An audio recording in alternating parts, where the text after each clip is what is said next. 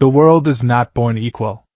That was a harsh, undeniable truth that Izuku Midoriya learned at the tender age of 4. In a society where 80% of the global population possessed some kind of uncanny, superhuman ability known as a quirk, the extraordinary had long since become the mundane. Men who could breathe fire walked their dogs down the street.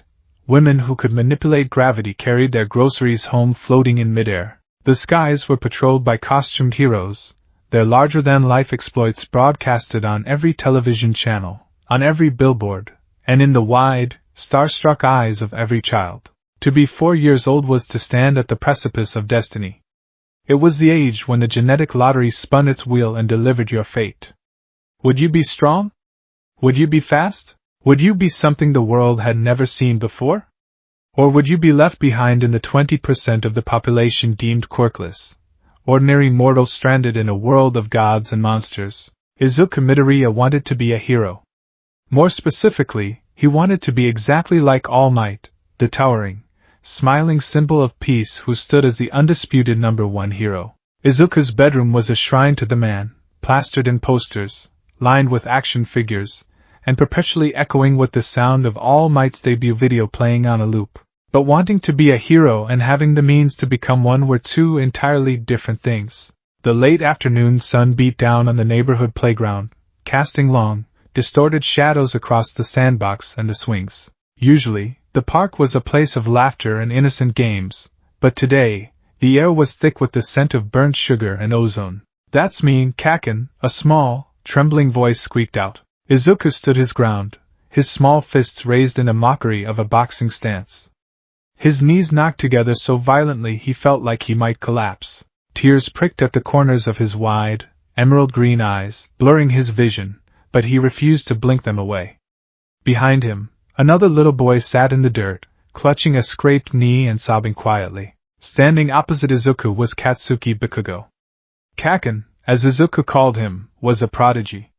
Even at 4 years old, Katsuki exuded an aura of supreme confidence that bordered on arrogance. His spiky ash-blonde hair seemed to bristle with static electricity, and his sharp crimson eyes narrowed in predatory amusement. "Mean?"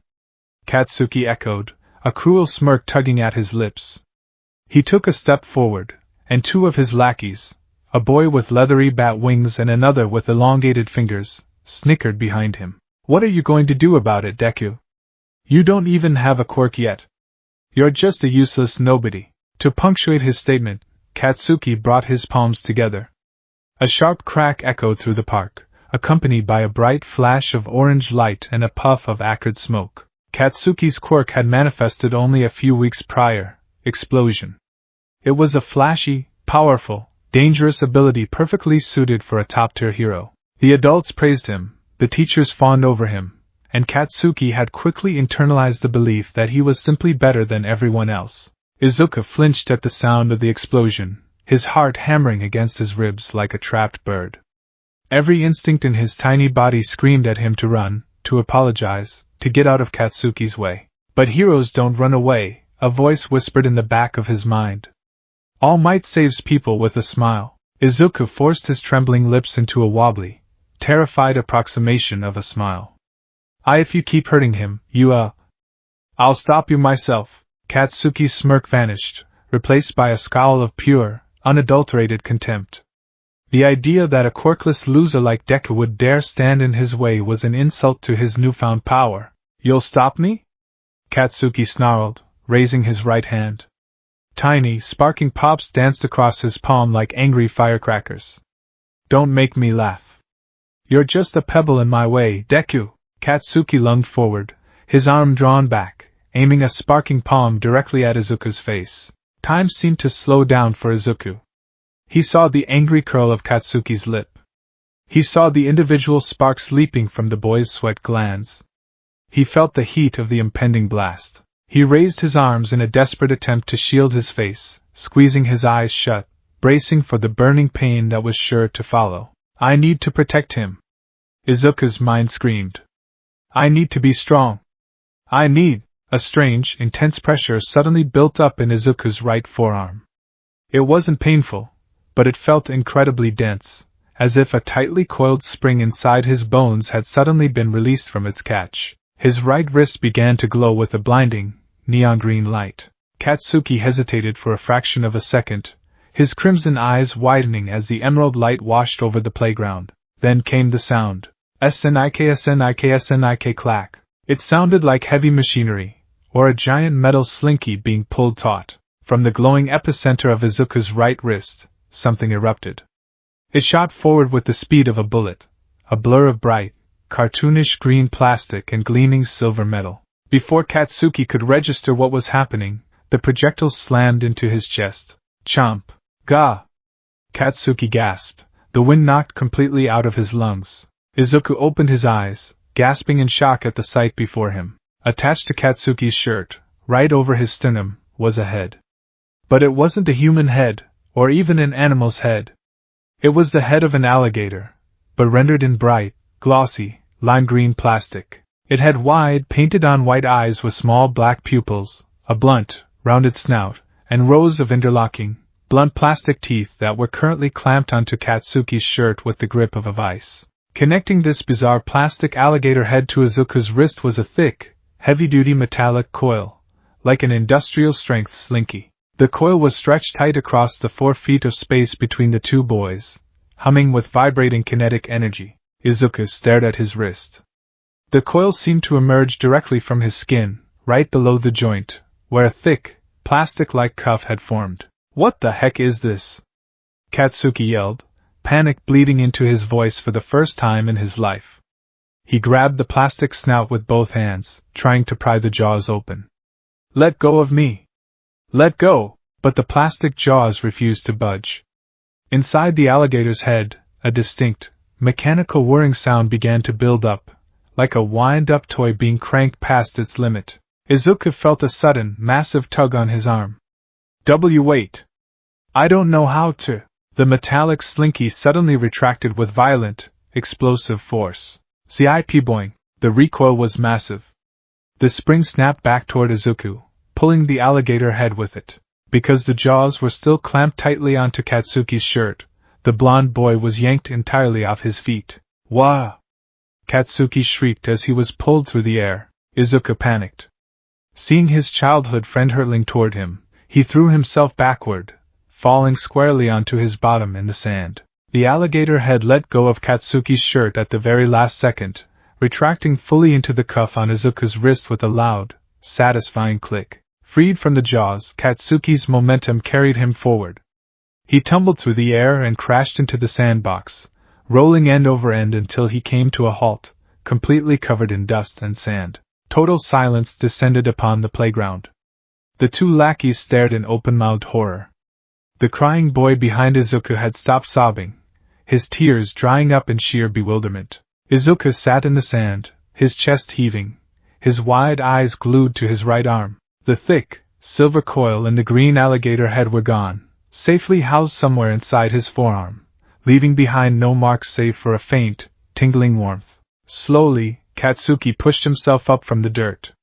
His clothes were ruined, his hair was filled with sand, and his pride was shattered. He looked at Izuku, his eyes wide, pupils shrunk to pinpricks of shock. For the first time, Katsuki Bakugo had been put on his back. And it had been done by the boy he deemed the weakest person in the world, Deku. Katsuki breathed, his voice trembling with a mix of humiliation and rising fury. He looked at Izuku's arm, then up to Izuku's terrified face. But before Katsuki could reignite his palms, a loud voice cut across the park. "Hey! What are you boys doing over there?" One of the playground monitors, an older woman with a long neck, was jogging toward them. Katsuki scowled, the sparks dying on his hands. He glared at Izuku with a hatred so pure it made the temperature drop. "This isn't over, Deku," Katsuki hissed, brushing the sand off his shorts. He turned on his heel and stormed away, his lackeys scrambling to follow him like frightened ducklings. The monitor arrived, checking on the boy who had been crying. Izuku remained on the ground, his right hand gripping his left arm. His heart was still racing, but a new, bizarre sensation was blooming in his chest. It wasn't just adrenaline. It was a feeling of presence. Deep inside his right arm, Izuku felt a faint, rhythmic clicking. Clack. Clack. Clack. It felt happy. It felt proud. Izuku Midoriya had just manifested his quirk. A sentient mutation emitter hybrid, Dr. Tsubasa said, adjusting his round glasses as he held up a glowing X-ray to the light box mounted on the wall. I must say, Mrs. Midoriya, in all my years of pediatric quirk counseling, I have rarely seen a physiological integration quite so unique. Inko Midoriya sat in the hard plastic chair, wringing her hands nervously. She was a slender woman with dark green hair similar to her son's, and she possessed a disposition that was prone to extreme anxiety. Beside her sat Izuku, his short legs kicking back and forth beneath the examination table. He looked entirely unbothered, humming the All Might theme song under his breath while staring intently at his right forearm. Unique? Inko echoed, her voice trembling slightly. Is it dangerous, doctor? When the school called and said Izuku had injured Katsuki-kun, I thought I was going to faint. My husband breathes fire, and I can pull small objects toward me. We don't have anything like whatever this is in our family history. Dr. Tsubasa sighed, tracing a pen along the black and white image of Izuku's arm on the X-ray. To Inko's horror, the bones of Izuku's right forearm, the radius and the ulna, were not normal. Instead of solid marrow, the bones appeared to be hollowed out, housing a compressed, tightly wound metallic spiral. Quirks are the result of genetic blending, Mrs. Midoriya, the doctor explained patiently. Sometimes, genes mutate in ways we cannot predict. Your husband's fire breath requires an internal pressurized system. Your telekinesis involves drawing things toward you. If you combine an internal pressurized system with the concept of pulling and add a dash of random genetic mutation, you get this. The doctor turned his rolling stool toward Izuku. Izuku, my boy. Could you show us your quirk again? The nurse said you were having trouble bringing it out. Izuku stopped kicking his legs. He looked up at the doctor, then at his mother. I don't know how to do it on purpose. It just happened when Kaken was being mean. It requires a trigger, then, Dr. Tsubasa mused. Given your mother's quirk requires conscious mental effort, and your father's requires physical exertion, yours likely requires an emotional or kinetic catalyst. Think back to how you felt in the park, Izuku. You wanted to protect someone, didn't you? You wanted to reach out. Izuku closed his eyes. He thought of the crying boy. He thought of Katsuki's blazing palms. He thought of All Might, reaching out a massive, muscular hand to save people from disaster. I want to save people, Izuku thought, clenching his right fist. Come out. Please! A soft, neon green glow illuminated the sterile white examination room. Inko gasped, bringing a hand to her mouth. From Izuku's wrist, a thick, dark green cuff of dense, fleshy material materialized, resembling hard plastic. A second later, with a metallic SHHHK, the end of a silver coil slid out of the cuff. At the end of the coil rested the same bright green, cartoonish alligator head. The heavy head dropped onto the examination table with a solid thunk, the thick metallic slinky coil stretching slightly from Izuku's wrist to the table. Fascinating, Dr. Tsubasa whispered, leaning in closer. The alligator head was about the size of a football. Its scales were molded into a rigid, geometric pattern, completely lacking the organic texture of a real reptile. It looked exactly like a mass-produced children's toy, down to the slightly misaligned paint job on its wide, unblinking white eyes. Suddenly, the alligator's jaws snapped open. Clack, clack, clack, clack. The rapid, aggressive chomping sound made Inko shriek and pull her legs up onto her chair. The alligator head spun around, its silver coil twisting. It looked at the doctor, its painted black pupils seeming to dilate. Ah! It's moving on its own! Inko cried. Indeed, Dr. Tsubasa said, pulling a wooden tongue depressor from his front pocket. Sentient quirks are a fascinating subcategory. Typically, they take the form of shadowy familiars or mutated animal appendages. But this is a construct of seemingly synthetic material possessing autonomous motor functions. Dr. Tsubasa slowly extended the wooden stick toward the alligator's snout. The alligator froze. Its unblinking eyes seemed to focus entirely on the piece of wood. A low, mechanical whirring sound emanated from its plastic throat. Snap! Faster than the eye could track, the alligator lunged. Its jaws clamped down on the tongue depressor. With a sharp twist of its head, it completely shattered the wood into splinters. The force was staggering. Good heavens! The doctor exclaimed, pulling his hand back. Izuku, however, wasn't scared. He felt a strange flutter in his chest, a sensation of joy that didn't belong entirely to him. He reached out with his left hand and gently patted the top of the alligator's hard plastic head. The alligator instantly let go of the wood splinters. It turned toward Izuku, its jaws opening in a wide, silent pant. It pushed its smooth snout against Izuku's palm, the metallic coil connecting them slackening like a relaxed dog leash. It likes you, Izuku, Dr. Tsubasa noted, furiously scribbling on his clipboard. The psychological link between a user and a sentient quirk is paramount. It appears to share your nervous system, acting as an extension of your own will, while also possessing a rudimentary personality of its own. Is it a toy?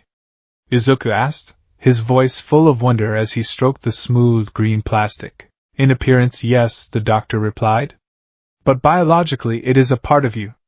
The plastic is likely a highly condensed form of keratin and calcium, molded by your quirk factor to look synthetic. The spring is a specialized metallic bone structure housed in your arm. When you launch it, the spring rapidly decompresses. When it bites down on something, the spring retracts, pulling the target toward you, or pulling you toward the target, depending on the weight disparity. Inko slowly lowered her legs, her fear giving way to a mother's curiosity. So, he shoots a spring out of his arm. Like a grappling hook? Precisely, Dr. Tsubasa nodded. A grappling hook with an incredibly powerful bite force and a mind of its own. He will need to be careful. If the spring retracts with too much kinetic energy, it could dislocate Izuku's shoulder or break his arm. He will need physical therapy and strength training as he grows. Izuku barely heard the doctor's warnings. He was too mesmerized by the creature resting on the table. He leaned down until he was eye level with the painted-on face. You stop Kaken from hurting that boy, Izuku whispered. You helped me be a hero. The alligator let out a soft, metallic chirp and clacked its jaws together twice. Izuku broke into a massive, radiant smile. Mom! Look! He understands me, Inko smiled, though tears of relief and lingering worry shone in her eyes. I see, Izuku.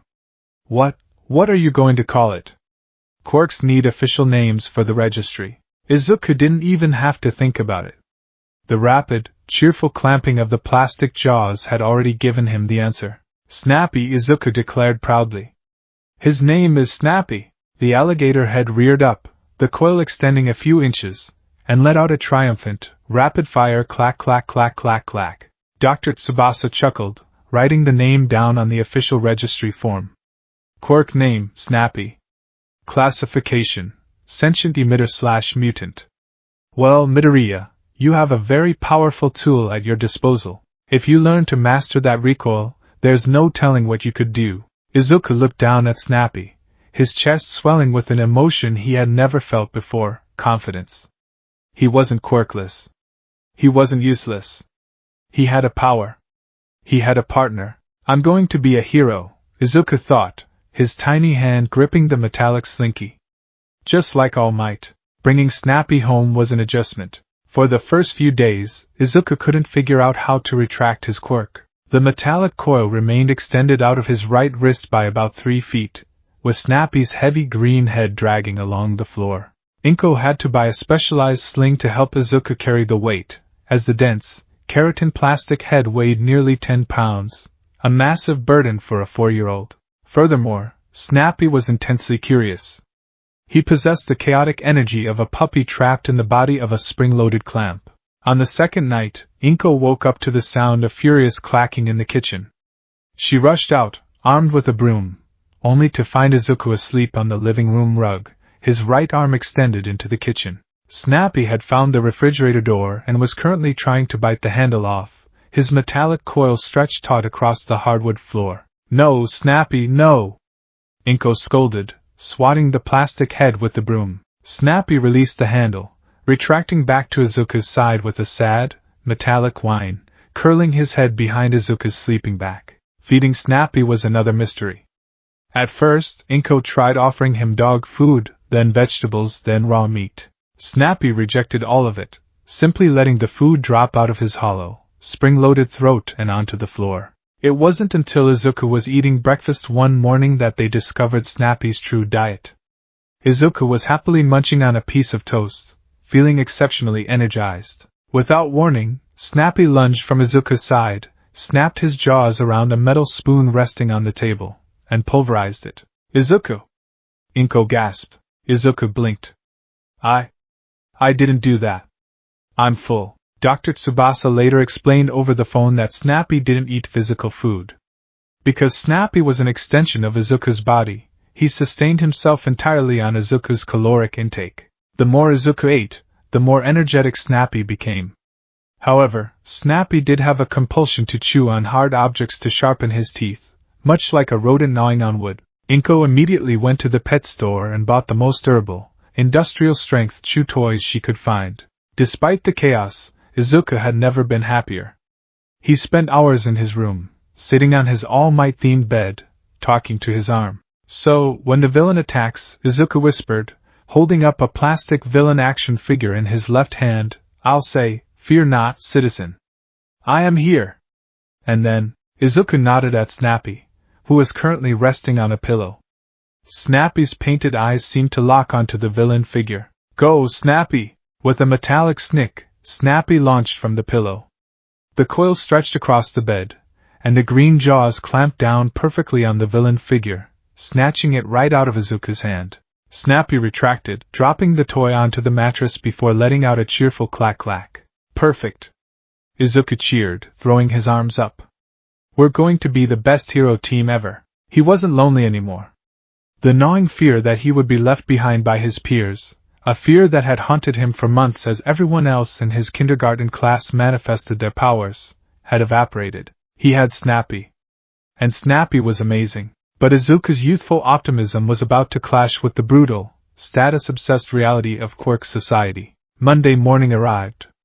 It was Izuku's first day back at kindergarten since the incident at the playground. He walked through the gates holding his mother's hand, his chest puffed out with pride. He wore a long-sleeved shirt, but he had rolled the right sleeve up, eager to show off the thick, fleshy cuff on his wrist where Snappy resided. He had finally figured out how to retract the coil completely, allowing Snappy's head to merge back into his arm, leaving only a faint green glow under his skin to indicate his presence. Have a good day, Izuku, Inko smiled, kissing his forehead. Remember, don't let Snappy bite the furniture. And try not to scare the other children. I won't, Mom. Bye.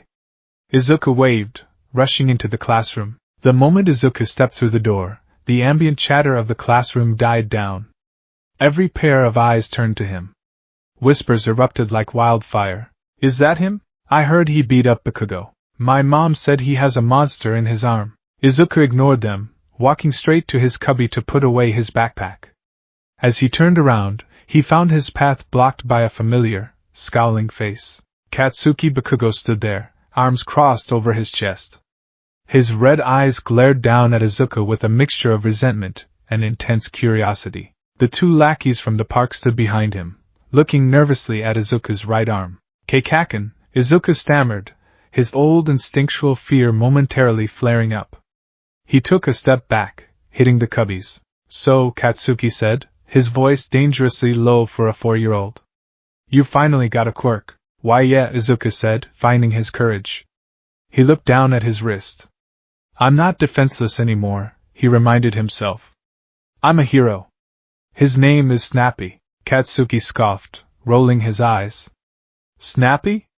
What a dumb name. Show it to me, Izuku hesitated. I don't know, he might scare you. Scare me? Katsuki shouted, tiny sparks igniting in his palms. Nothing scares me. I'm going to be the #1 hero. Show me your stupid quirk right now, Deku. The sudden yell startled Izuku, triggering the emotional catalyst required to activate his power. His right wrist glowed neon green. With a loud shhhk, the silver coil erupted from the cuff. Snappy's bright green, plastic head shot out, stopping about 2 feet in front of Katsuki's face, suspended by the taut metallic slinky. The classroom erupted in gasps. Several children backed away in fear. Snappy, sensing Katsuki's aggression, opened his jaws and let out a rapid, threatening clack clack clack clack. The sound echoed loudly in the confined space of the classroom. Katsuki flinched, taking half a step backward, but quickly caught himself.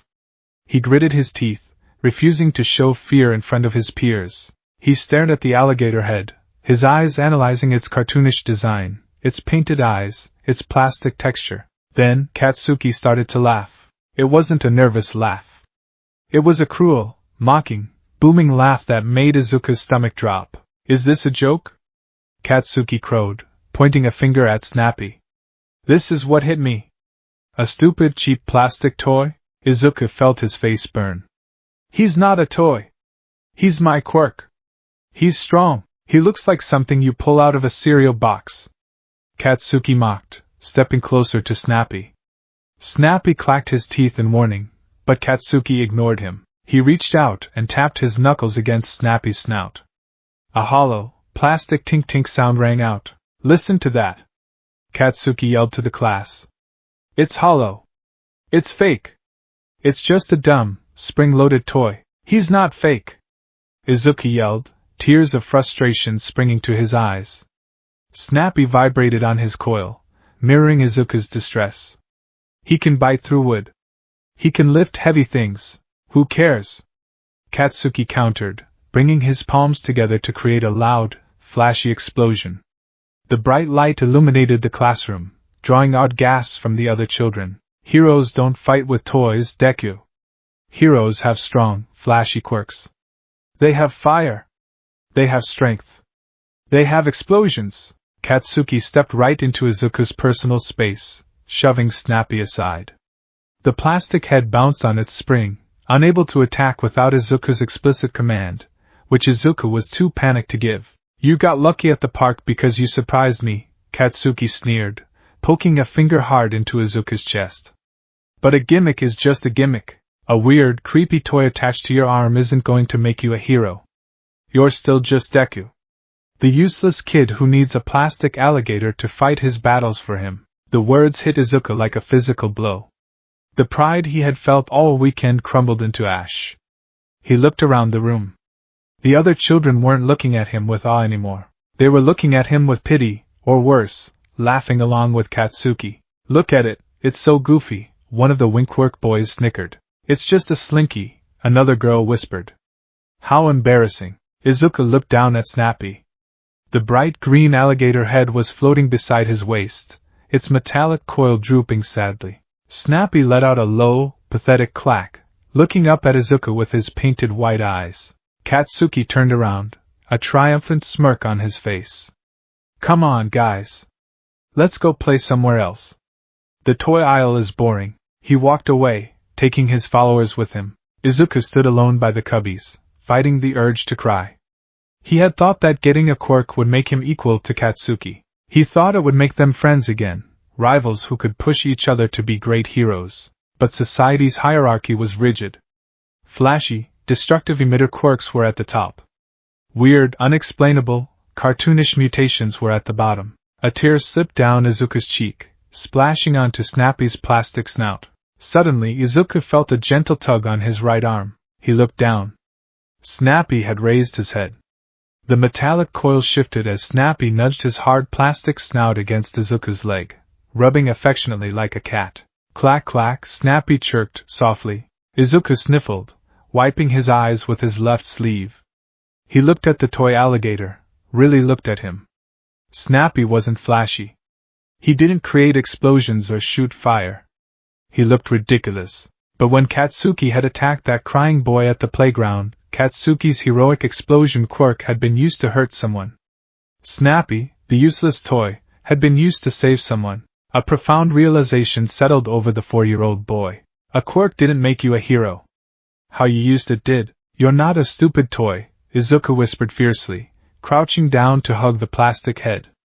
Snappy purred, a mechanical vibration thrumming through his coil. You're my partner, and we're going to prove them all wrong. We're going to be the greatest heroes in the world. From that day forward, the line was drawn. Katsuki Bakugo would walk the path of the golden child, praised for his raw, destructive power, his ego inflating with every compliment. Izuku Midoriya would walk a much harder path. The path of the underdog. The boy with the weird, goofy quirk. The boy they called Deku. But Deku didn't mean useless anymore. Not to Izuku. To him, it meant the boy who always had backup. The years flowed by, a relentless march toward adolescence. Growing up tethered to a sentient, spring-loaded alligator was a unique experience, one that shaped Izuku Midoriya in ways nobody could have anticipated. By the time Izuku was 10 years old, the physical toll of his quirk had become apparent. Snappy's weight grew as Izuku grew. The plastic head became larger, denser, and the metallic coil thickened, capable of sustaining massive amounts of kinetic tension. To prevent his right shoulder from dislocating every time Snappy retracted from a long distance, Izuku had to build muscle. While other kids his age were playing video games, Izuku was doing pull-ups, push-ups, and lifting weights. His right arm, in particular, became incredibly dense and muscular, wrapped in compression bandages to handle the sheer recoil force of his quirk. His notebooks, his famous hero analysis for the future journals, were filled not just with observations about other heroes, but with complex physics equations. Izuku became obsessed with kinetic energy, spring tension, trajectory, and tensile strength. He had to map out every variable before he launched Snappy, calculating exactly how much force the coil would exert upon retraction, and bracing his body accordingly. Snappy evolved too. He lost some of his puppy-like clumsiness, becoming a highly tuned, hyper-aware extension of Izuku's instincts. Izuku learned to control the tension in the metallic coil at will. He could launch Snappy with barely a whisper of force to gently grab a pencil off a desk, or he could fully compress the internal spring mechanism, firing Snappy out like a cannonball capable of denting solid steel. They trained in secret. Behind their apartment building lay a stretch of abandoned, overgrown concrete lots and half-finished construction sites. It was a brisk autumn evening. 12-year-old Izuku stood on the roof of a 3-story abandoned building, the wind ruffling his messy green hair. He wore worn-out cargo pants, a plain white t-shirt, and heavy-duty grip gloves. He took a deep breath, visualizing his target, a rusty crane hook hanging 50 feet away on the adjacent lot. "Ready, Snappy?" Izuku asked, not looking at his arm. Clack clack, came the eager reply from his right wrist. Izuku sprinted toward the edge of the roof. He didn't slow down as the edge approached. He threw himself into the empty air, plummeting toward the ground below. Gravity took hold. The wind roared in his ears. "Now!" Izuku yelled, thrusting his right arm out. "SNIK, SNIK, SNIK, SNIK." The silver coil sang as it shot out of Izuku's wrist with blinding speed. The green plastic head of Snappy tore through the air, jaws wide open. Clang! Snappy bit down flawlessly onto the rusty steel crane hook. His blunt plastic teeth locked shut with an unbreakable grip. Izuku was currently in midair, falling rapidly. The metallic slinky connecting him to the crane hook stretched tight. 10 feet. 20 feet. 30 feet. The coil reached its maximum tension right before Izuku hit the ground. The sudden halt jerked his entire body violently, but his trained muscles absorbed the shock. He swung forward like a pendulum, suspended by the massive spring. "Retract!" Izuku commanded. Snappy's internal mechanism triggered. The stretched coil aggressively snapped back to its resting state. Because Snappy was anchored to the massive, immovable crane, the retracting spring pulled Izuku upward. Zip whoosh! Izuku was slingshot through the air, rocketing upward and forward with incredible speed. He flew past the crane hook, the wind tearing at his clothes, a massive grin splitting his face. As he passed the hook, Snappy released his bite, retracting seamlessly back into Izuku's wrist in midair. Izuku executed a perfect forward roll, landing gracefully on the roof of the next building over. He skidded to a halt, his boots scraping against the gravel. He stood up, his chest heaving, his heart pounding with pure exhilaration. He looked down at his right arm. Snappy's plastic head popped out a few inches, looking around with his painted eyes before letting out a victorious clack. "Good job, buddy," Izuku panted, patting the hard green snout. "Our air mobility is up by 20%. We just need to work on the mid-air anchoring." Izuku walked to the edge of the roof and looked out over the sprawling city of Mizurufu. The city lights were beginning to flicker on, painting the skyline in a sea of gold and neon. Somewhere out there, heroes were fighting villains. Somewhere out there, All Might was saving people with a smile. And somewhere out there, Katsuki Bakugo was undoubtedly training his explosions, convinced he was untouchable. Izuku clenched his right fist. He wasn't the quirkless, helpless kid from the playground anymore. He was Izuku Midoriya. He had a brain that analyzed everything, a body built to withstand extreme kinetic force, and an unbreakable plastic partner housed in his bones. Middle school was starting next year. The path to Yui High School, the greatest hero academy in the nation, was drawing closer. Izuku looked down at Snappy, whose unblinking white eyes stared resolutely toward the horizon. They still think we're a joke, Snappy, Izuku said softly, the city wind carrying his words away. They still think a hero needs to be a powerhouse of destruction. Clack? Snappy tilted his head, the coils shifting slightly. But we'll show them, Izuku smiled, a fierce, unwavering determination burning in his emerald eyes. We'll show them that a hero's true strength isn't in how hard they hit. It's in how tightly they can hold on. Izuku turned away from the city lights, melting back into the shadows of the rooftop to resume his training. The metallic sound of a spring stretching and retracting echoed into the night, a relentless rhythm of preparation. The world was about to find out exactly what happened when you pushed a toy past its breaking point. It was going to snap back. The laws of physics were a language Izuku Midoriya spoke fluently. For the average teenager, physics was a dull subject filled with abstract equations and numbers on a chalkboard. For 14-year-old Izuku, physics was the very fabric of his survival. It was the difference between a successful landing and a shattered tibia. It was the delicate, terrifying balance between potential energy and kinetic release. Hooke's law, Izuku thought, his mind racing as the wind whipped through his messy green hair. Force equals the negative spring constant times the displacement. F equals kx. He was currently in freefall, plummeting from the third-story scaffolding of an abandoned construction site in the sprawling, forgotten industrial district of Musudafu. The ground, a jagged landscape of broken concrete and rusted rebar, was rushing up to meet him at an alarming speed. Izuku didn't panic. He simply calculated. Displacement 40 feet. Spring constant, currently unknown, variable based on Snappy's internal tension gauge. Required force to counteract gravity without dislocating my shoulder, roughly 300 pounds of upward thrust. Snappy!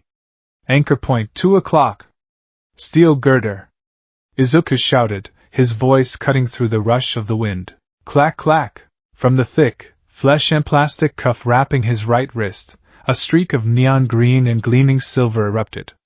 SNIK SNIK SNIK SNIK. The metallic slinky coil unspooled with a loud, ringing hum, blurring with sheer speed.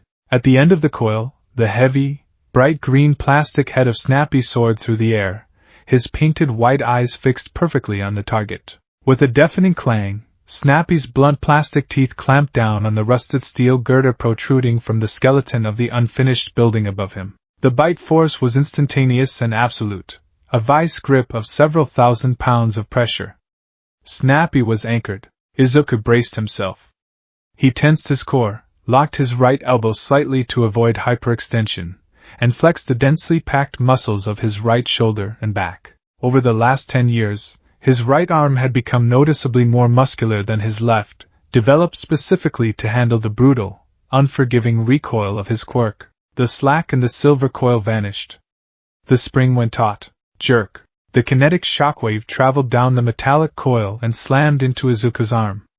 He grunted, his teeth clicking together, as his downward momentum was violently arrested. For a split second, he hung suspended in midair, a human pendulum swinging 30 feet above the concrete, tethered only by a cartoonish toy alligator biting a steel beam. But Izuku didn't just want to swing. He wanted to fly. Retract. Full tension release. Izuku commanded. Deep inside his forearm, the internal mechanism of his quirk engaged. The massive amount of potential energy stored in the stretched metallic coil was suddenly and aggressively converted into kinetic energy. The spring wanted to return to its natural, compressed state, and because Snappy was bolted to an immovable steel beam, there was only one direction for the energy to go. CIP whoosh. Izuku was violently yanked upward, slingshot into the sky with the speed of a fired cannonball. He soared past the girder, the wind tearing at his clothes. At the exact apex of his arc, perfectly weightless for a microsecond, he gave the subtle mental command. Snappy released his jaw. The plastic head zipped back to Izuku's wrist, retracting seamlessly into the cuff with a heavy, satisfying thwack. Izuku tucked his knees into his chest, executing a flawless front flip over the top of the scaffolding, and landed on the solid concrete roof with a heavy thud. He skidded for a few feet, the reinforced soles of his custom red boots leaving black marks on the dusty ground, before coming to a perfect, balanced stop. He stood up, brushing the concrete dust off his black middle school uniform trousers. He let out a long, shuddering breath, a massive, exhilarated smile stretching across his freckled face. Time! He called out to himself, checking the digital stopwatch on his left wrist. 4.2 seconds from the drop to the landing. That's a new personal best, Snappy. From his right wrist, Snappy's head popped out about 6 inches on a relaxed coil. The plastic alligator let out a cheerful, rapid-fire clack-clack-clack, nuzzling his smooth, hard green snout against Izuku's hand. Yeah, you did most of the work, Izuku chuckled, scratching the top of Snappy's head. Your anchor precision is getting insanely good. If we can shave another half-second off the retraction time, we'll be able to outmaneuver any speed-type villain in an urban environment. This was Izuku Midoriya's secret life.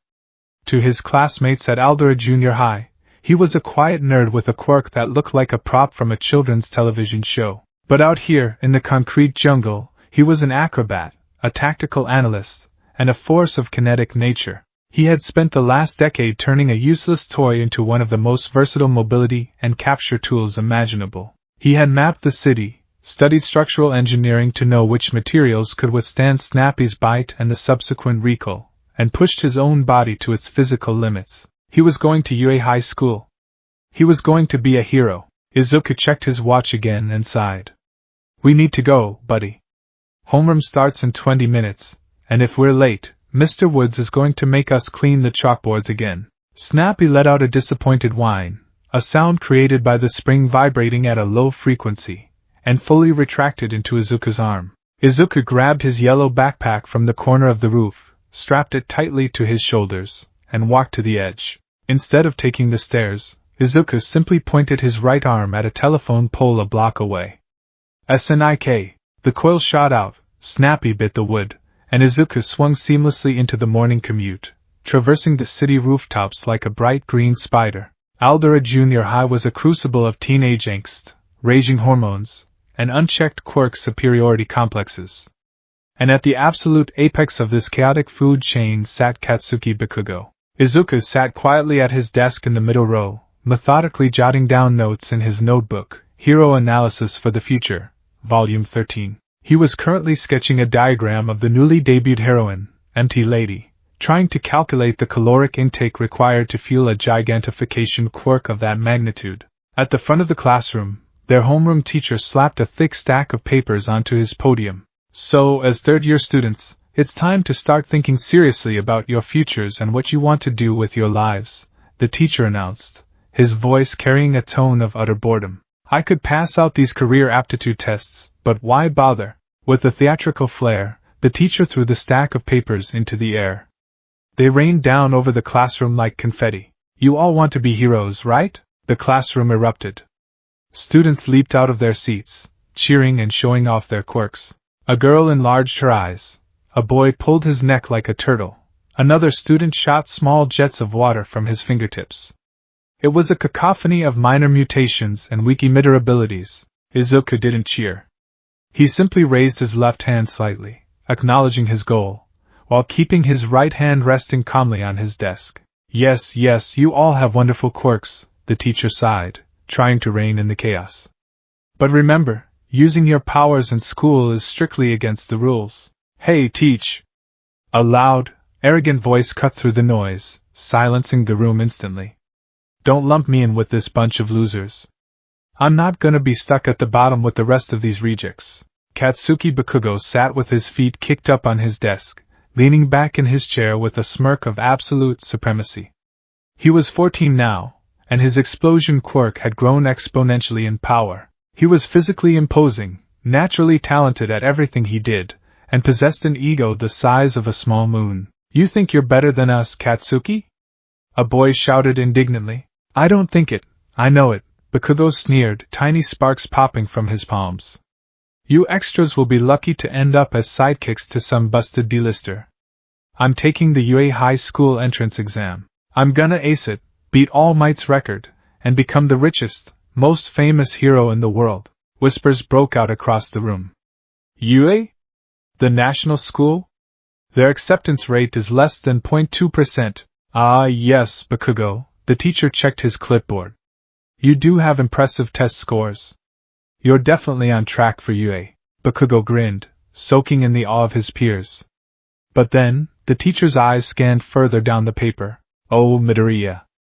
You're applying for UA too, aren't you? The classroom went dead silent. All eyes slowly turned to Izuku. Izuku didn't flinch. He kept his eyes on his notebook, finishing the shading on Empty Lady's mask. Then, the laughter started. It wasn't the pitying laughter of kindergarten. It was the cruel, derisive laughter of teenagers who had fully bought into the societal hierarchy. Midoriya? Seriously? The toy box kid? What's he gonna do, shoot his slinky at a villain? Oh no, please don't bite me with your plastic teeth. Izuku ignored them. He was used to it. He had spent 10 years hearing every variation of the toy insult imaginable. It washed over him like water off a duck's back. But Bakugo wasn't laughing. Bakugo's feet slammed onto the floor. He stood up, his face contorted in a mask of absolute fury. The explosions in his hands grew louder, shifting from sparks to small, aggressive blasts. He marched down the aisle, standing over Izuku's desk, casting a dark shadow over the notebook. Deku, Bakugo growled, his voice vibrating with barely contained rage. What the hell do you think you're doing? Izuku finally looked up. His green eyes were calm, devoid of the paralyzing fear that used to define his interactions with Bakugo. I'm applying to UA Kaken. Just like you. Don't screw with me. Bakugo slammed his hands down on Izuku's desk, smoke rising from his palms. You have a joke of a quirk. A pathetic, ridiculous gimmick. You think you can stand in the same arena as me? You'll die in the exams. The thick cuff on Izuku's right wrist began to glow with a faint, pulsing green light. Clack! A low, threatening metallic vibration emanated from Izuku's arm. It wasn't loud, but in the tense silence of the classroom, it sounded like a weapon being cocked. Snappy was sensing Bakugo's hostility, and the spring was involuntarily tensing, ready to defend its host. Bakugo's eyes flicked to the glowing wrist, his sneer deepening. Go ahead. Let the plastic freak out. It didn't work when we were 4, and it won't work now. I'll melt that stupid toy down to slag. Izuku took a deep breath, willing his heart rate to slow down. He placed his left hand over his right wrist, gently rubbing the cuff. The green light faded. The vibration stopped. I'm not trying to compete with you, Kaken, Izuku said evenly, picking up his pencil. I just want to be a hero. My quirk might not be flashy, but it's mine. I'm going to UA. Bakugo stared at him, a vein pulsing in his forehead. What infuriated Bakugo wasn't that Izuku had a weak quirk. What infuriated him was that Izuku didn't act like he had a weak quirk. Deku was supposed to be a stepping stone, a cowering loser to make Bakugo look better. Instead, Deku carried himself with a quiet, maddening confidence. Before Izuku could react, Bakugo reached out and snatched the Hero Analysis notebook off the desk. Hero Analysis for the future? Bakugo read the cover, mocking laughter returning to his voice. Don't delude yourself, Deku. Bakugo pressed his hands flat against the front and back covers. A bright flash of heat and light erupted from his palms. Izuku flinched back as the scent of burning paper filled the air. Bakugo tossed the charred, smoking notebook onto the desk. Here's a piece of advice. Bakugo leaned in, his red eyes burning into Izuku's. Save yourself the embarrassment. Withdraw your application. If I see you at the UA exams, I won't hold back. Bakugo turned and walked out of the classroom as the final bell rang, his lackeys trailing behind him like pilot fish. Izuku sat alone in the emptying classroom. He reached out and picked up the scorched notebook. The cover was ruined, but the pages inside were mostly intact. He brushed the ash off the binding. Suddenly, Snappy's head popped out of his sleeve. The alligator let out a mournful, low whine, nuzzling his plastic snout against the burnt edge of the book. Izuku smiled softly, patting Snappy's head. It's okay, buddy. It's just a notebook. We've got backups. Clack clack? Snappy tilted his head, looking toward the door where Bakugo had exited. I know he's mean, Izuku sighed, slipping the notebook into his yellow backpack. But he's strong. If we're going to be heroes, we have to deal with people a lot worse than Kaken. Izuku stood up, slinging the backpack over his shoulders. He looked out the window. The afternoon sun was beginning to dip, casting long shadows across the city. Come on. Let's take the long way home. We need to clear our heads. The route under the bridge was supposed to be a shortcut, a quiet concrete tunnel bypassing the busy downtown traffic. The only sound was the echo of Izuku's red boots against the pavement, and the occasional drip of water from the grates above. Izuku was lost in thought, muttering under his breath as he walked. If I utilized the tensile strength of the spring to bind rather than strike, I could potentially incapacitate a villain without relying on blunt force trauma. But the risk of Snappy's teeth puncturing. A strange, squelching sound broke his concentration. Izuku stopped walking. He looked up. Rising from the manhole cover in the center of the tunnel was a nightmare. It was a massive, shifting mountain of dark green, viscous sludge.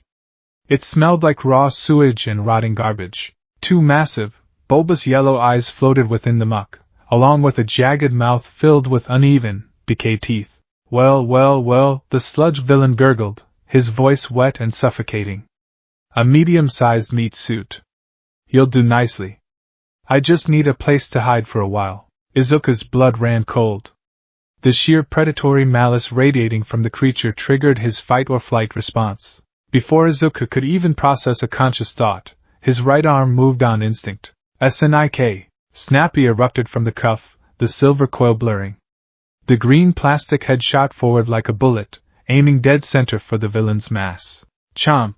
Snappy's jaws snapped shut with bone-crushing force, right in the middle of a puddle of liquid sludge. What the? Izuku gasped. A toy? The villain laughed, his liquid body simply reforming around the metallic coil running through his chest. Nice try, kid. But I'm fluid. You can't bite water. The villain lunged. A massive tidal wave of foul-smelling sludge crashed over Izuku, knocking him onto his back. Heavy, suffocating liquid poured over his face, forcing its way into his mouth, his nose, his throat. I can't breathe. Izuku panicked, thrashing wildly. He clawed at the sludge covering his face, but his fingers just slipped right through. Don't fight it, the villain's voice echoed in his ears, chillingly close. It'll only hurt for about 45 seconds. Then it'll all be over. Dark spots danced at the edges of Izuku's vision. His lungs burned. He was drowning on dry land. Think! Izuku's mind screamed, his analytical brain desperately trying to cut through the panic. Physical attacks don't work. Binding doesn't work. He's liquid. How do you fight liquid? Izuku looked down at his right arm. Snappy was currently lodged deep inside the villain's gelatinous body, his jaws opening and closing uselessly in the muck, frantically trying to find purchase. The metallic coil was extended about 5 feet. Liquid. Viscosity. Surface tension. A crazy idea sparked in Izuku's fading consciousness. Izuku grabbed his right forearm with his left hand, stabilizing the base of the cuff. He couldn't speak, but he didn't need to. He sent a desperate, forceful mental command down the coil. Snappy! The egg beater protocol. Maximum rotation. Now! Deep inside the sludge, Snappy stopped biting. Instead, the bright green plastic head locked its jaws shut.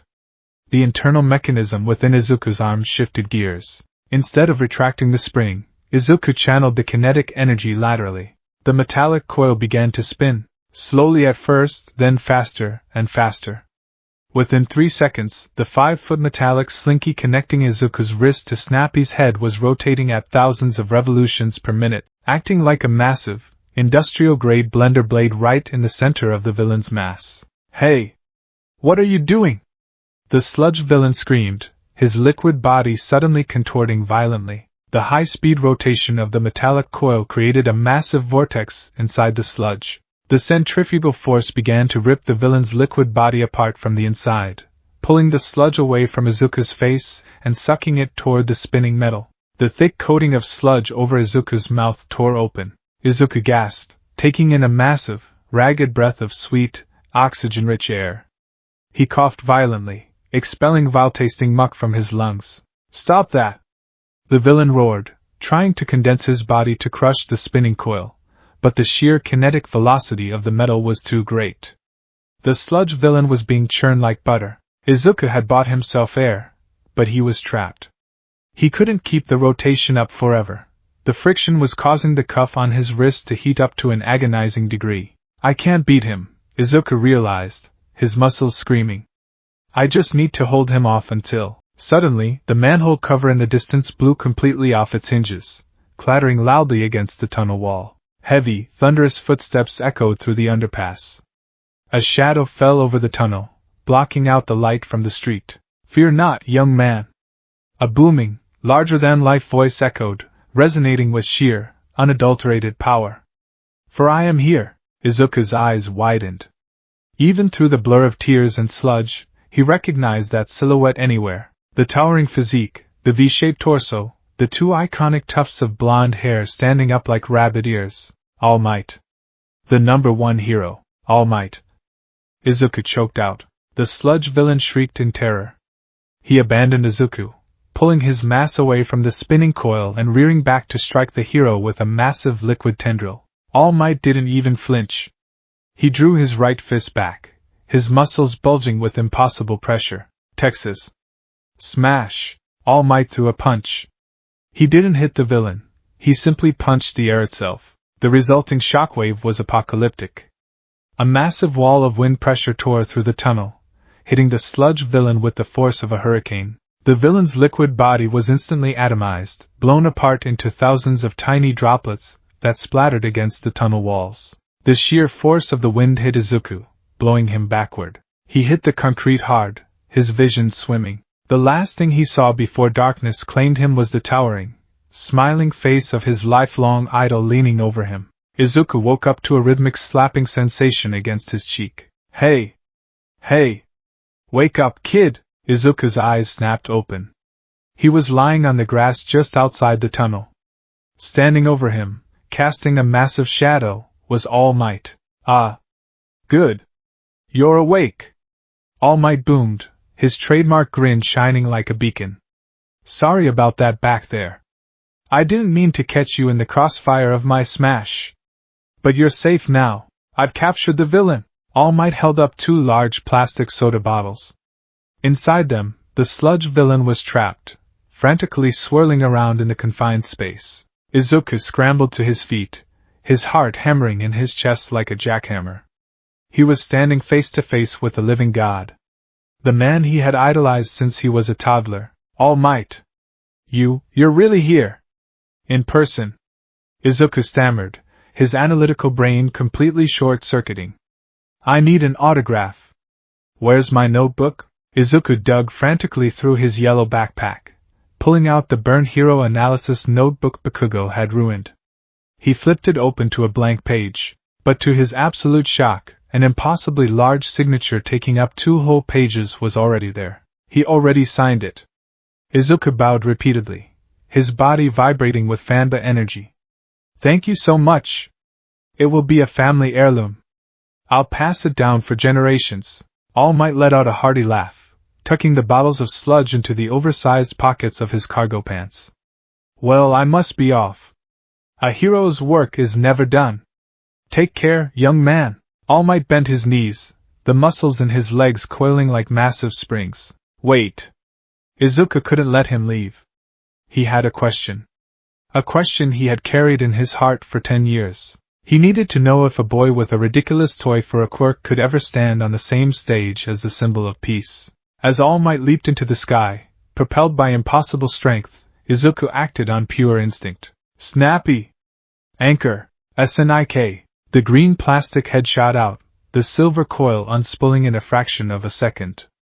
Snappy's jaws clamped firmly onto the heavy fabric of All Might's cargo pants, right at the thigh. Izuku didn't retract the spring. He just let himself be pulled.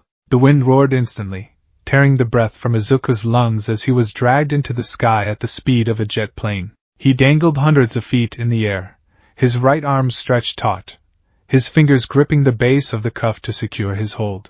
All Might looked down, his smile faltering into a mask of pure horror. "Hey! What are you doing? Let go! Are you crazy? If I let go now, I'll die!" Izuku screamed over the rushing wind, his eyes watering violently. "Oh! Right." All Might realized, sweating profusely. "Just hold on. I'll find a place to land." A minute later, All Might touched down on the roof of a tall office building, skidding slightly. Izuku retracted Snappy, the plastic head releasing the pants and zipping back into Izuku's wrist. Izuku collapsed onto the rooftop, his legs turning to jelly, gasping for breath. "That was incredibly reckless, young man." All Might scolded, though his voice sounded strangely strained. "You could have been killed." I'm sorry," Izuku panted, pushing himself up. "But I had to ask you something." "I need to know." Izuku looked up, his green eyes burning with 10 years of suppressed longing. "My quirk, it's a mutation. It looks like a toy. It's not flashy, and it doesn't cause explosions or shoot fire. People tell me it's a joke. But I want to save people. I want to be a hero who smiles, just like you." Izuku took a deep breath. "Can someone with a goofy quirk ever become a great hero?" Silence fell over the rooftop. Izuku waited for the booming, inspirational confirmation. He waited for All Might to strike a pose and tell him that anything was possible. Instead, a thick cloud of steam suddenly erupted from All Might's body. Izuku coughed, waving the steam away. All Might. When the steam cleared, the towering, muscular god was gone. In his place stood a skeletal, emaciated man with sunken eyes, wearing clothes that hung off his frail frame like a scarecrow. He was coughing violently, a trickle of blood running down his chin. Izuku shrieked, backing up against the rooftop fencing. "What happened? You deflated. Are you an imposter?" The skeletal man wiped the blood from his mouth, letting out a weary sigh. He slumped down, sitting cross-legged on the concrete. "I am All Might. Though, I suppose I don't look the part right now, do I?" For the next 10 minutes, All Might explained the brutal reality of his existence. He lifted his shirt, revealing a horrifying, jagged scar covering his entire left side. He explained the battle from 5 years ago, the destroyed respiratory system, the missing stomach, and the strict 3-hour daily time limit on his hero work. Izuku listened, horrified. The invincible god of his childhood was broken. He was a man slowly bleeding to death, holding up the world on fractured shoulders. "You asked me if you could be a great hero with a non-traditional quirk," All Might said, his voice raspy but surprisingly gentle. "I saw how you used your power in the tunnel. That spinning maneuver, it was highly tactical. It bought you time. It was smart." Izuku's heart leapt. But All Might continued, his blue eyes hardening. "A tactical tool is not always enough. Villains are ruthless. They are monsters who will tear you apart without a second thought. A pro-hero is always risking their life." All Might stood up, walking toward the rooftop door. "Can you be a great hero? Perhaps. As an underground hero, or a rescue specialist, your power could be invaluable. But if you want to stand at the top, if you want to fight the true monsters of this world, you must be prepared for the reality that a tool can break. And when it breaks, you die." All Might placed his hand on the door handle. "It's not bad to dream, young man. Just make sure your dreams are attainable. Police work is a noble profession too." The door clicked shut. All Might was gone. Izuku stood frozen on the rooftop. The words felt like a heavy stone sinking in his chest. As an underground hero, rescue specialist, a tool can break. All Might hadn't told him no. But he hadn't told him yes either. He had looked at Izuku's power and seen a utility, not a weapon. He had seen a sidekick, not a symbol. Clack! Snappy popped out of Izuku's wrist, rubbing his plastic head against Izuku's hand in a comforting gesture. Izuku looked down at the toy alligator, a hollow feeling in his stomach. "It's okay, Snappy," Izuku whispered, forcing a smile. "He didn't say we couldn't do it. He He just doesn't know what we're capable of yet. But the doubt had been planted. Was he deluding himself? Was Bakugo right? Suddenly, a massive, deafening boom echoed across the city. Izuku jumped, running to the edge of the roof. Several blocks away, in the shopping district, a massive pillar of black smoke was rising into the sky. Plumes of orange fire licked the edges of the buildings. Izuku frowned. A villain attack? But All Might just caught. A horrifying thought struck Izuku. He remembered grabbing onto All Might's leg. He remembered the wild flight through the sky. If All Might had the bottles in his pockets, and he was jostled, Izuku sprinted for the stairs. He didn't use Snappy to swing. He just ran. He ran with a sickening dread building in his gut, praying to a god he wasn't sure existed anymore that he hadn't just unleashed a nightmare on innocent people. Tatooine shopping district was a war zone. Fire raged through the storefronts, shattering glass and melting street lamps. A massive crowd of terrified onlookers had formed a perimeter, held back by a hastily erected police barricade. Pro-heroes, Kamui Woods, Death Arms, Empty Lady, and Backdraft were on the scene, but they were entirely useless. In the center of the blazing inferno stood the sludge villain, now twice his original size, and trapped within his viscous mass, struggling violently, was Katsuki Bakugo. He's using the kid's explosion quirk. Death Arms yelled, shielding his face from the heat. We can't get close. He's too volatile. My wood will catch fire instantly. Kamui Woods gritted his teeth in frustration. I need a two-lane road to get in there. Empty Lady complained. The heroes were waiting. They were waiting for someone with a better quirk, someone with an elemental advantage to show up. Izuku burst through the crowd, panting heavily. He pushed his way to the front of the barricade and froze in sheer horror. It was his fault. He had dropped the bottles. He had let the monster out. He looked at the center of the sludge. Bakugo's face was half submerged, his crimson eyes wide with an emotion Izuku had never seen on him before. It was terror. Pure, unadulterated terror. He was suffocating. He was dying. Izuku looked at the heroes. They weren't moving. They were just watching. They're waiting, Izuku realized, his heart pounding a frantic rhythm against his ribs. They're waiting for someone else. But there's no one else here. The notebook in Izuku's mind slammed shut. The physics equations vanished. The doubts All Might had planted evaporated into the fiery air. Before his conscious mind could even process the command, Izuku Midoriya's legs moved. He sprinted past the police barricade, diving under the yellow tape. Hey! Kid! Stop! Death Arms roared, reaching out to grab him, but Izuku was already gone. He charged straight into the inferno. The heat blasted his face, singeing his eyebrows, but he didn't care. His eyes were locked on Bakugo. Deku?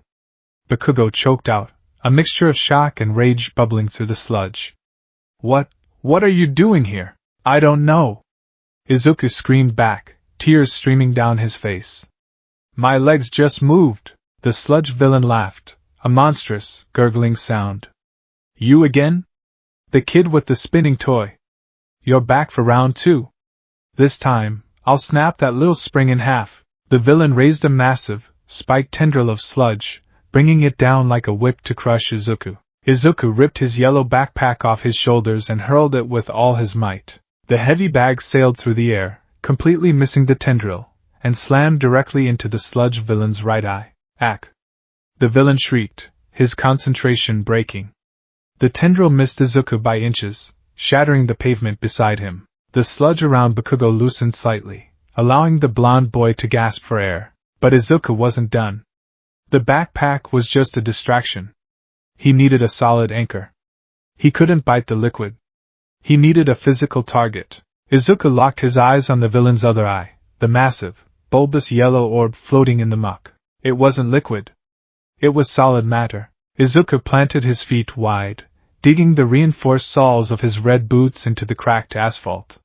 He lowered his center of gravity, squaring his shoulders. He pulled his right arm back like a pitcher winding up for a fastball. The green light on his wrist flared with blinding intensity. Snappy! Izuku roared, his voice echoing over the roaring flames. Target, left eye. Solid anchor. Do not let go. SNIK. The silver coil shot out of Izuku's wrist with a sonic crack. It was moving faster than it ever had before, a blur of pure kinetic fury. Chomp! The bright green plastic jaws of Snappy slammed dead center into the sludge villain's left eyeball. The blunt plastic teeth locked shut with a sickening, wet crunch, anchoring themselves perfectly into the solid mass of the giant eye. The sludge villain let out an ear-piercing scream of absolute agony. His entire liquid body convulsed, thrashing wildly. My eye! You little rat! My eye! The villain tried to pull back, but Snappy's jaws were unbreakable. The metallic coil stretched taut across the 20 feet separating Izuku and the monster. Izuku didn't retract. If he retracted now, he would just slingshot himself into the flaming sludge. He needed to do the exact opposite. He needed to pull the villain apart. Izuku grabbed the base of the silver coil near his wrist with his left hand, locking both hands together. Bakugo! Izuku screamed, his muscles straining against the sheer tension of the spring. Grab the coil! Bakugo, despite his pride, was a survivor. Seeing the taut, humming silver metal inches from his face, he reached out with a sludge-covered hand and clamped his fingers around the metallic slinky, right behind Snappy's head. I've got him! Izuku yelled. And then, Izuku Midoriya walked backward. It was an agonizing display of physical exertion. The sludge villain was massive, weighing easily over a ton. The metallic spring in Izuku's arm was groaning, fighting against its own natural tension to stretch further and further. Creak groaned. Izuku dug his heels in, his boots carving deep trenches into the melted asphalt. His thigh muscles bulged, burning with lactic acid. The veins in his neck popped. He threw his entire body weight backward, pulling against the monster. Let go! The villain roared, trying to swim backward, but the hook in his eye held firm. The tension in the silver coil reached its absolute critical mass. It was vibrating so violently it was emitting a high-pitched sonic whine. The spring was stretched to its absolute limit. Any further, and it would snap, destroying Izuku's quirk forever. Now, Snappy! Izuku roared, tears of exertion flying from his eyes. Retract! Izuku threw his body weight forward simultaneously, releasing his grip on the base of the coil. The physics were undeniable. The massive amount of potential energy stored in the hyperextended spring snapped back instantly. Because Snappy's bite on the eyeball was slipping from the villain's thrashing, the anchor point failed. The spring violently contracted toward Izuku. Zip crack! Snappy ripped out of the villain's eye, tearing a chunk of the gelatinous mass with him. Because Bakugo was holding onto the coil right behind Snappy's head, he became part of the projectile. The kinetic recoil slingshot Katsuki Bakugo completely out of the sludge villain's body. He was yanked through the air with terrifying speed, flying out of the inferno like a blown missile. Bakugo flew right over Izuku's head. Izuku ducked, feeling the heat of the explosions as Bakugo tumbled across the pavement behind him, rolling safely out of the fire zone. Snappy's head snapped back into Izuku's wrist with a bone-jarring impact that knocked Izuku clean off his feet. He hit the ground hard, his right arm going completely numb from the kinetic shockwave. The sludge villain, blinded in one eye and robbed of his hostage, exploded in a frenzy of rage.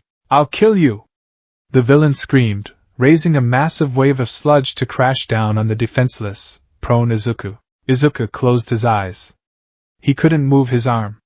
He had spent everything.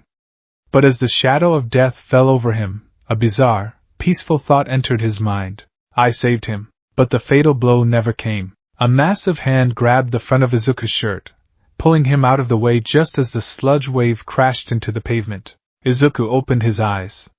Standing over him, his muscles bulging, his face a mask of absolute, terrifying fury, was All Might. He had reverted to his muscle form, blood leaking from the corner of his mouth, pushing past his limits.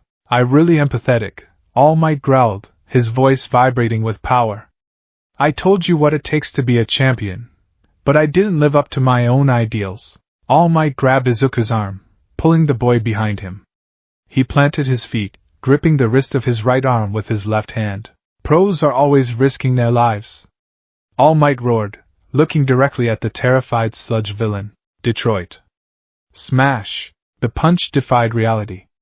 It didn't just atomize the villain. The sheer wind pressure created by the physical blow shot straight up into the atmosphere. The pressure change was so massive it gathered the clouds together, and a second later, rain began to pour down over the blazing shopping district, extinguishing the fires instantly. The crowd went dead silent, staring in awe at the hero who had literally changed the weather with a single punch.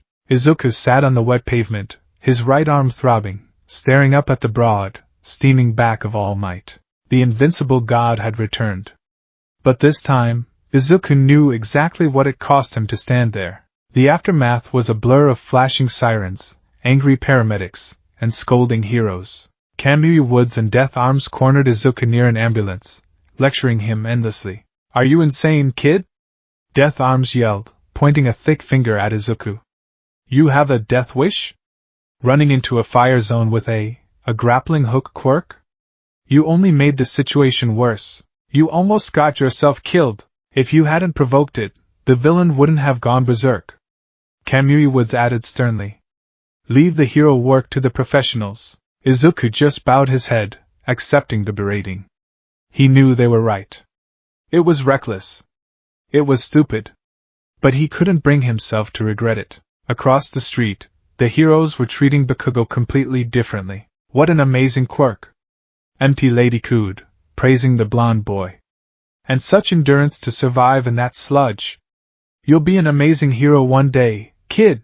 Bakugo ignored them. He was sitting on the back of an ambulance, a towel draped over his shoulders, staring blankly at the ground. He didn't look like a victor.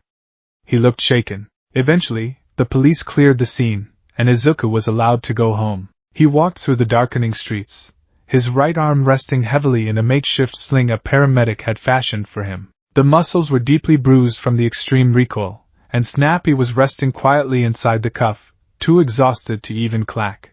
Izuku felt a strange mix of emotions. He had acted like a hero, but he had been treated like a nuisance.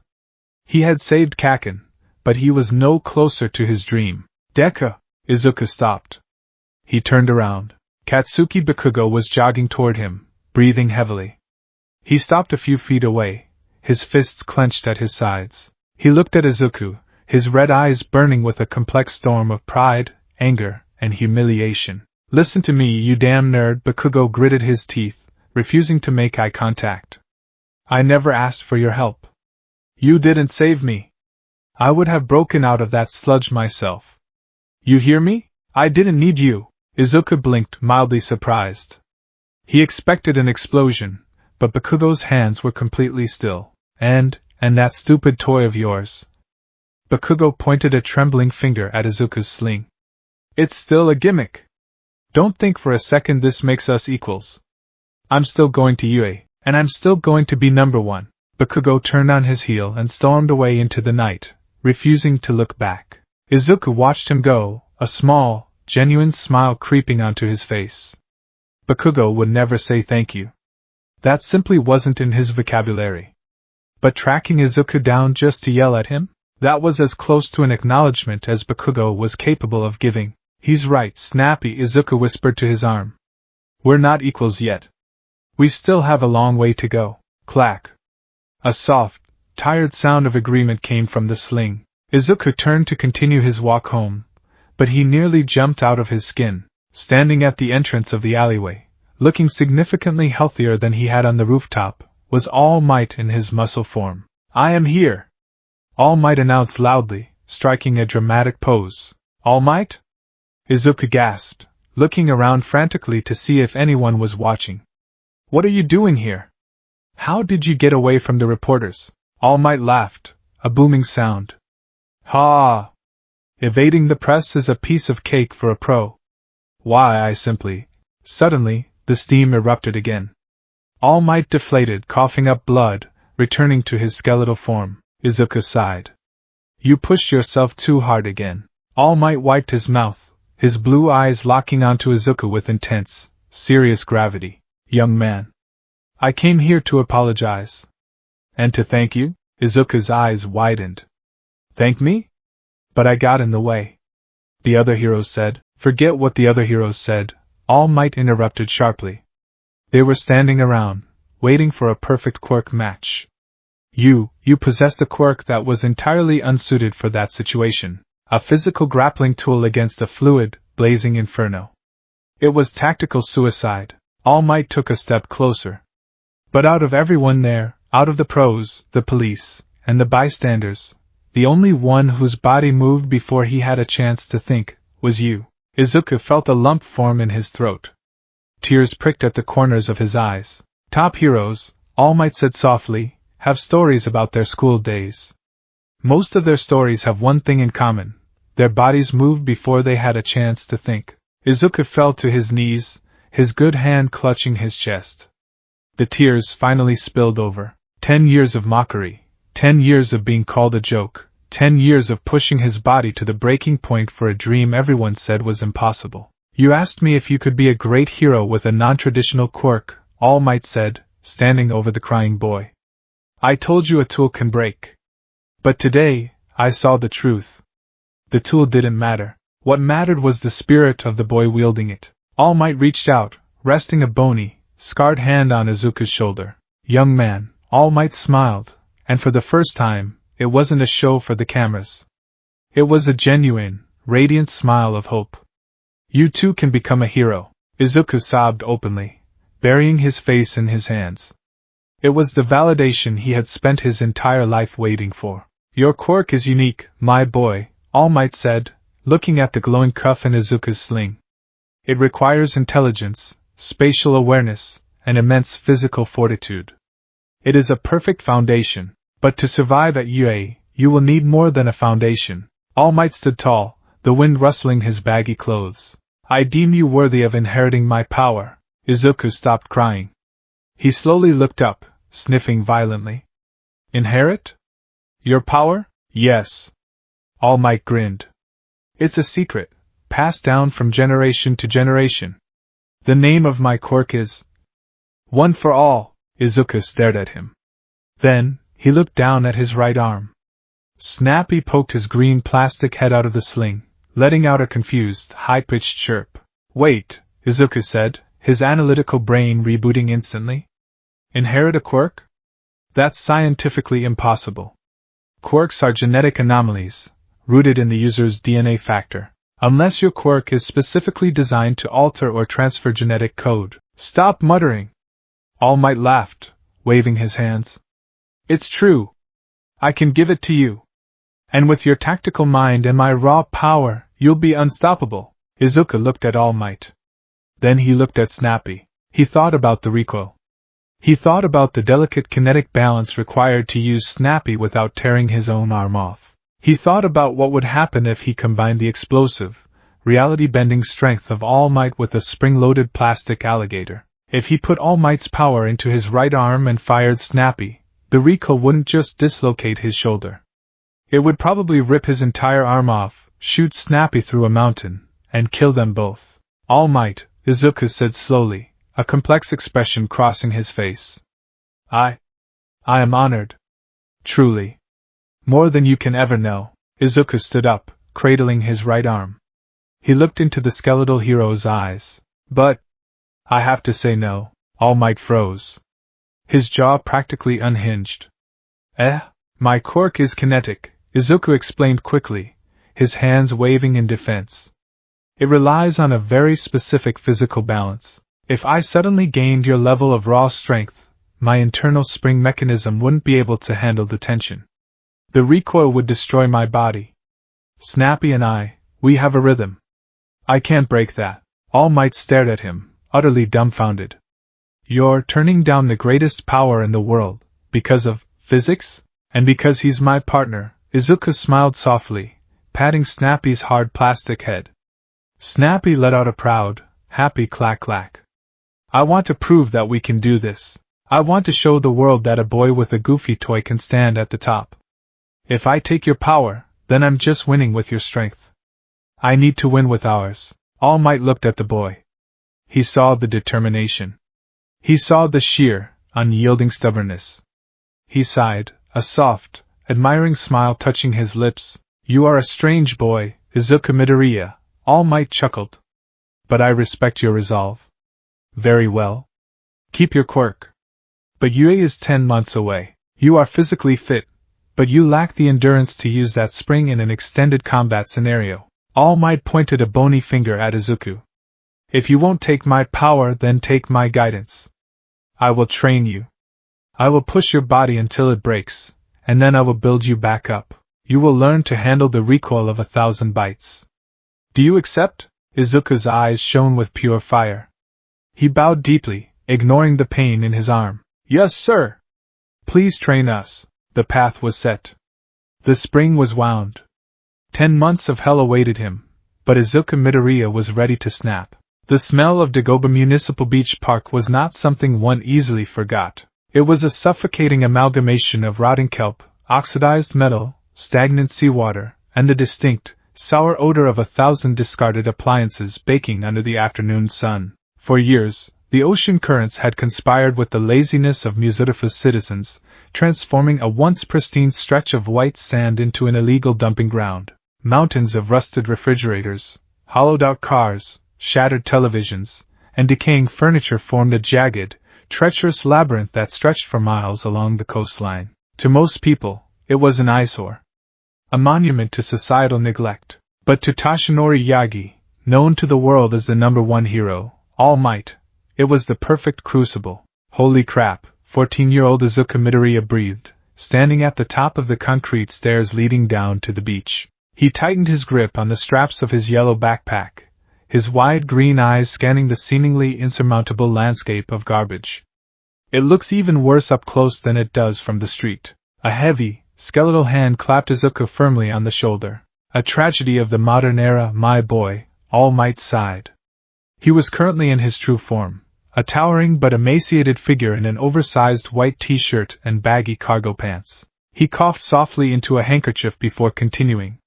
People rely so heavily on heroes to handle the big problems, villains, disasters, meteor strikes, that they simply stop taking responsibility for the little things.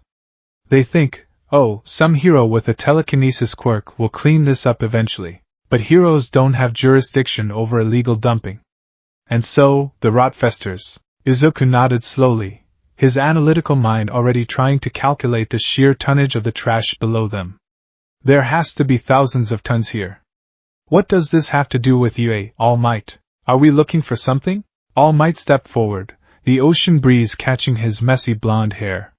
Suddenly, steam violently erupted from his pores, engulfing him in a thick, white cloud. When the steam dissipated, the skeletal man was gone. We are not looking for something. All Might boomed, his massive, hypermuscular form casting a long shadow over the stairs.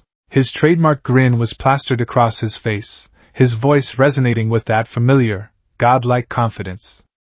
We are here to clean it up. Izuku blinked. He looked at the miles of garbage. He looked at All Might. He looked down at his right arm. Clean it up? Izuku squeaked, his voice cracking. Just the two of us? No, young Midoriya. All Might laughed heartily, pointing a massive finger at Izuku's chest. Just you. Izuku's jaw dropped. Me? But the UA entrance exam is in 10 months. Even with an entire construction crew, this would take years. Ah, but you are not an ordinary construction crew. All Might declared, pulling a thick stack of stapled papers from his pocket and thrusting them into Izuku's hands. You are a young man with a dream, and this is your roadmap to achieving it. Izuku looked down at the packet. The cover page featured a poorly drawn doodle of Izuku, All Might, and Snappy flexing. Above them, in bold, messy handwriting, were the words, The AIM-TO Pass, American Dream Plan, Toy Box Edition. When you declined my offer to inherit my power, I had to rethink my approach, All Might explained, crossing his massive, tree-trunk arms. My original plan was to build your physical vessel so it wouldn't explode when you received One for All. But since you are forging your own path, we must focus entirely on maximizing the potential of your own quirk. Tell me, young Midoriya, what is your quirk's greatest weakness? Izuku didn't even have to think about it. He rolled up his right sleeve, revealing the thick, fleshy, plastic-like cuff resting just below his wrist. Snappy's bright green head poked out slightly, the painted white eyes looking up at All Might. Clack? Snappy chirped lazily. The recoil, Izuku answered immediately, his tone shifting into serious analysis. Snappy operates on a highly condensed, biological metallic spring. When he bites an anchor point, and I retract the spring, the kinetic energy has to go somewhere. If the object he bites is lighter than me, it gets pulled to me. If the object is heavier than me, I get pulled to it. But the kinetic shockwave travels directly down the coil and into my arm, shoulder, and back. Izuku rubbed his right shoulder subconsciously. If I stretch the spring to its absolute maximum tension and retract it, the whiplash generates nearly 2,000 pounds of instantaneous force. If I don't brace my muscles perfectly, it will dislocate my shoulder, tear my rotator cuff, or snap my collarbone. All Might nodded approvingly. Exactly. Your brain is a supercomputer, young man, but your body is still a dial-up modem. To survive the UA entrance exam, you cannot afford to hesitate or overcalculate your bracing every time you fire your partner. Your body must act as an unbreakable shock absorber automatically. All Might swept his hand across the vista of trash. This beach is your gymnasium. By hauling tires, lifting refrigerators, and dragging cars through the sand, you will build the raw, dense muscle required to handle your quirk's recoil without thinking. And furthermore, it will force you to use your quirk creatively to move objects you cannot lift alone. All Might reverted back to his skinny form in a puff of steam, wiping a speck of blood from his chin. 10 months, Izuku Midoriya. If you can clear this beach in 10 months, your body will be ready to withstand anything. Izuku looked out over the ocean of garbage. It was a terrifying, seemingly impossible task. The sheer scale of it was enough to make anyone give up before they even started. But Izuku thought of Katsuki Bakugo's mocking laughter. He thought of the heroes telling him to step aside.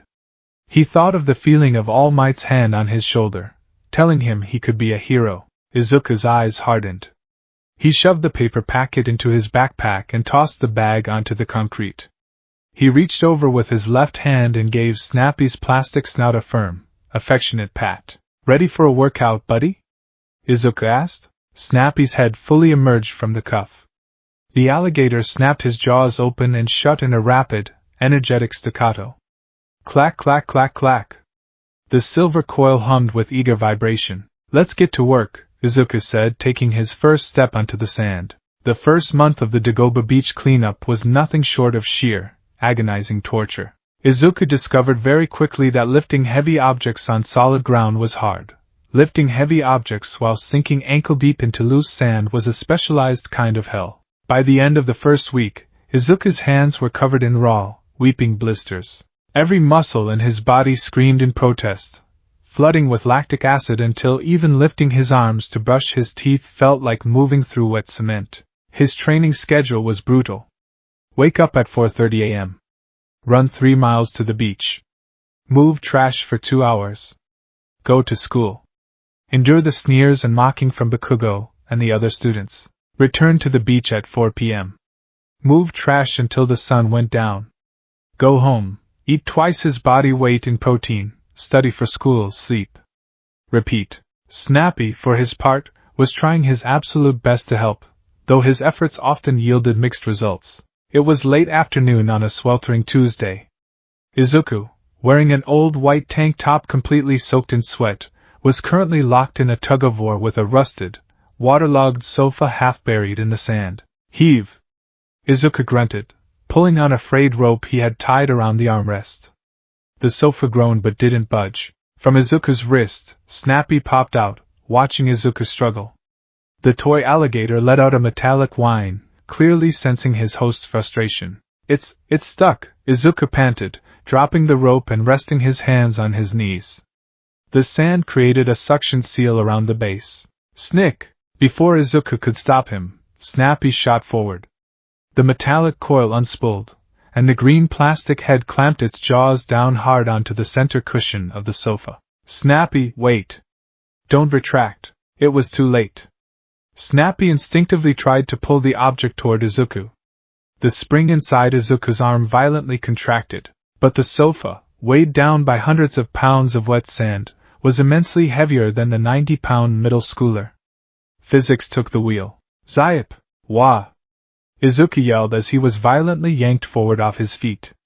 He flew through the air face first, dragged by his own quirk, and slammed headlong into the moldy sofa cushions. He slid off, landing face down in the sand with a muffled groan. Snappy released his bite, retracting back into Izuku's wrist with a pathetic, apologetic chirp.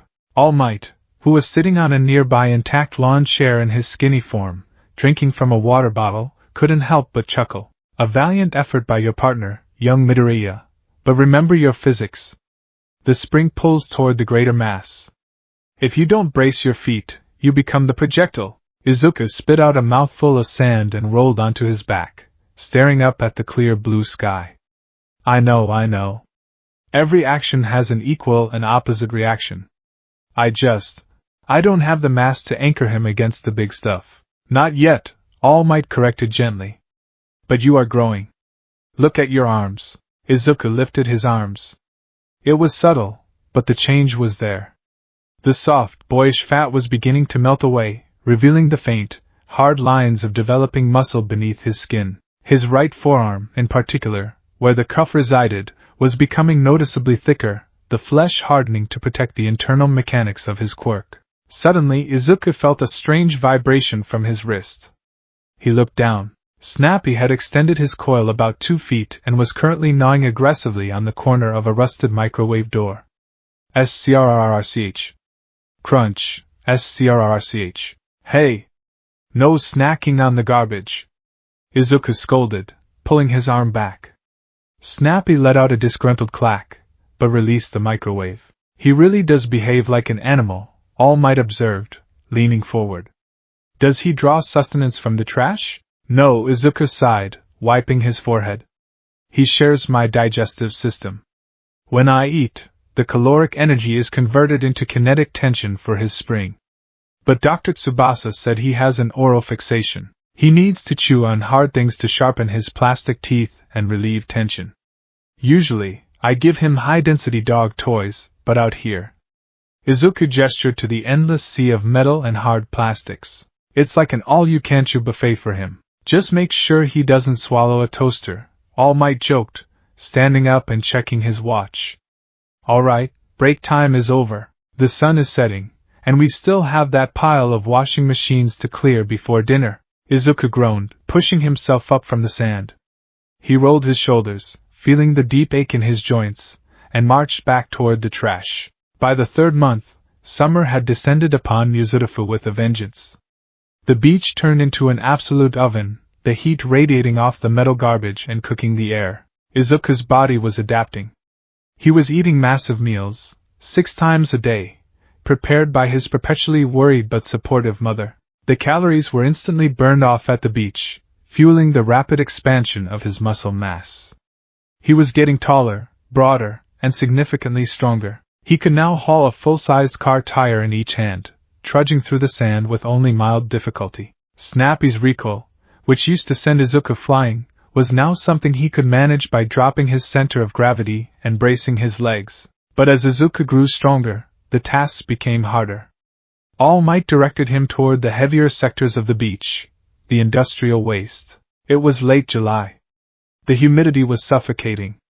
Izuku was standing in front of the final boss of Sector 4, a massive, double-door commercial refrigerator. It was covered in a thick layer of reddish-brown rust, half buried beneath a pile of shattered concrete blocks. Izuku had spent the last 45 minutes clearing the concrete. Now, he just needed to move the fridge to the designated pickup zone near the street. He pressed his hands against the rusted metal side, digging his boots into the sand, and pushed with every ounce of strength he had. He strained until his vision swam with black spots and the veins on his forehead felt like they were going to burst. The refrigerator moved exactly half an inch. It's too heavy, Izuku gasped, stumbling backward and falling onto his knees, chest heaving. The compressor unit is still inside. It's solid iron and steel. It must weigh over 800 pounds. All Might, sitting under a beach umbrella in his skeletal form, frowned. Do you need a lever, my boy? We could find a steel pipe and try to pry it up. A lever won't help me drag it 50 yards up the beach, Izuku panted, wiping sweat from his eyes. He looked down at his right arm. I have to use Snappy. I can use him as a winch. If I anchor myself behind that concrete pillar, I can fire Snappy at the fridge and pull it toward me inch by inch. Are you certain your shoulder can handle that kind of sustained tensile stress? All Might asked, his tone laced with genuine concern. Pulling 800 pounds of dead weight through sand will put immense strain on your rotator cuff. I have to try, Izuku said, his eyes burning with determination. I can't let a refrigerator beat me. Izuku walked over to a thick concrete pillar protruding from the sand about 20 feet away from the fridge. He sat down, bracing his boots against the base of the pillar to ensure he wouldn't be dragged forward. He locked his left hand over his right wrist, stabilizing the firing cuff.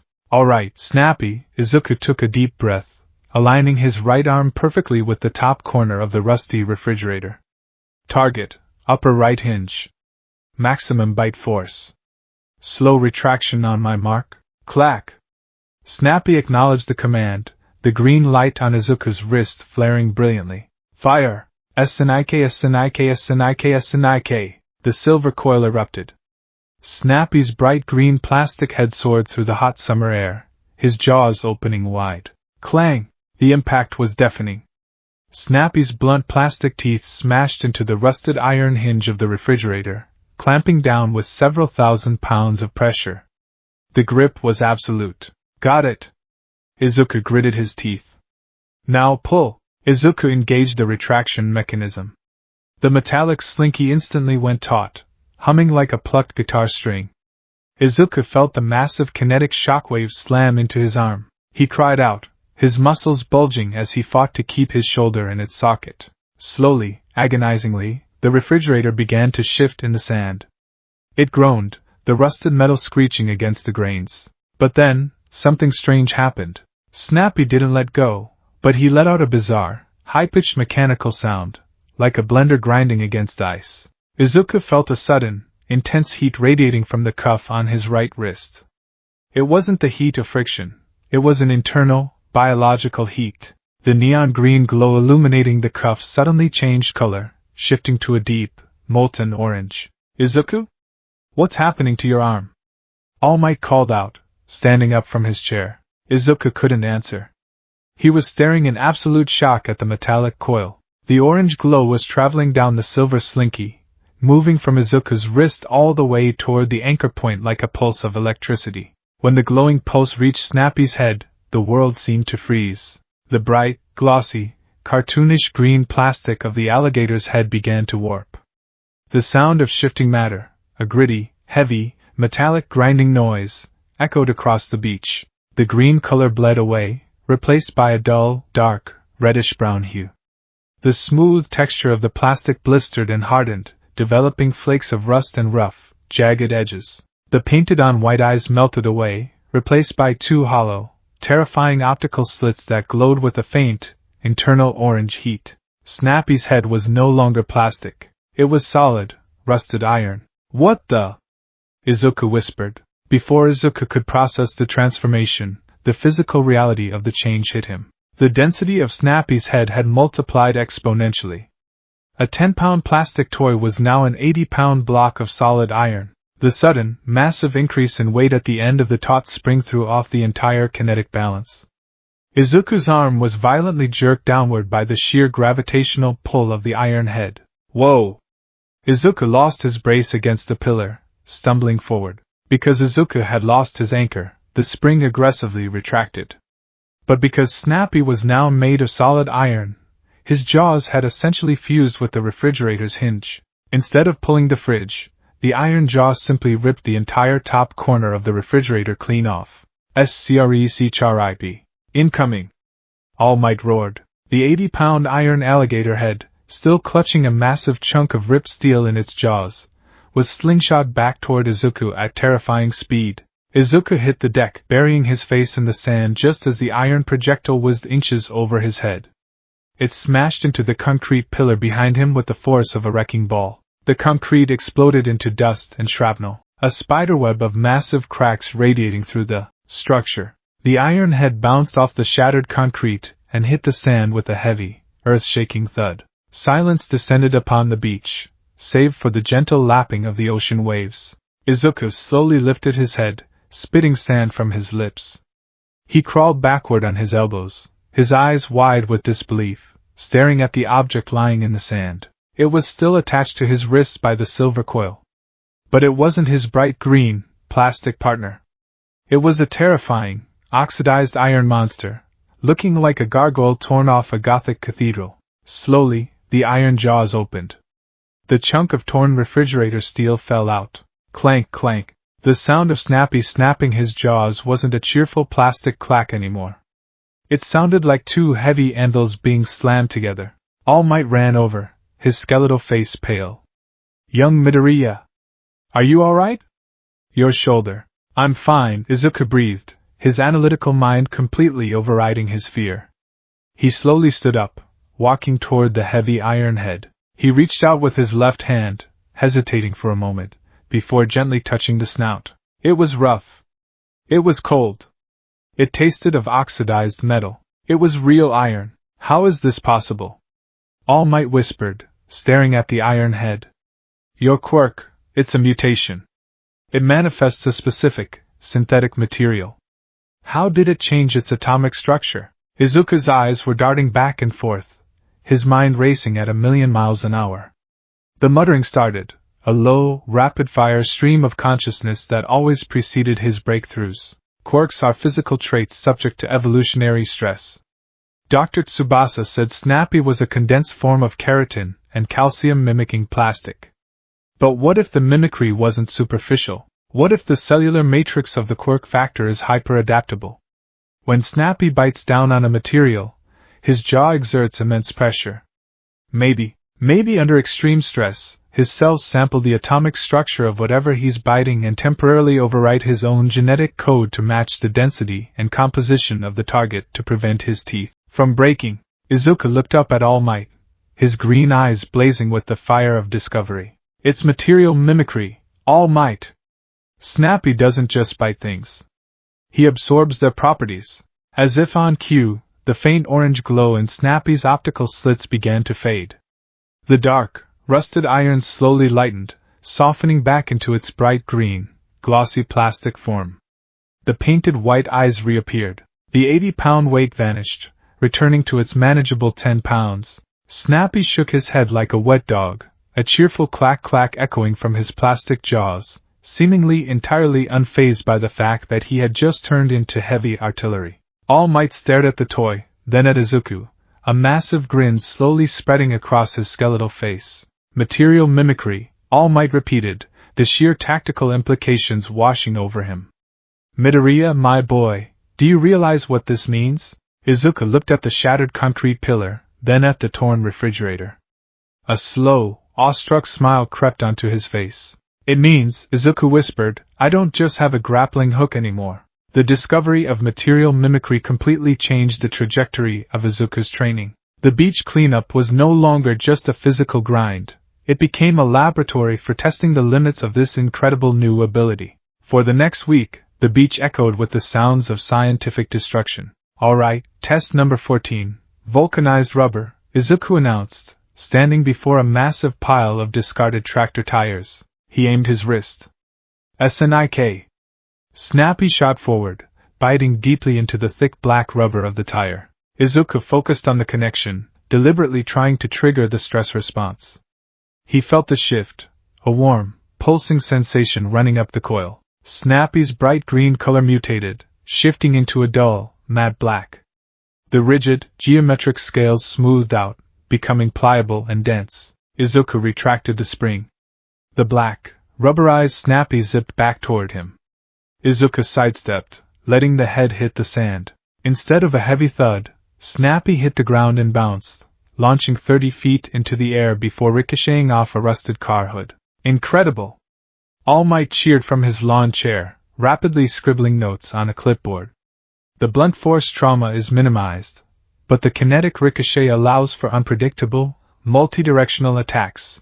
Imagine firing him in an enclosed hallway. Test number 15, silica glass, Izuku called out, moving toward a pile of shattered television screens and window panes. SNIK. Chomp. The shift happened again. This time, Snappy turned completely translucent. The head became a faceted, crystalline structure, gleaming beautifully in the sunlight. The blunt teeth sharpened into jagged, razor-sharp shards of solid glass. Izuku fired the glass snappy at a piece of driftwood.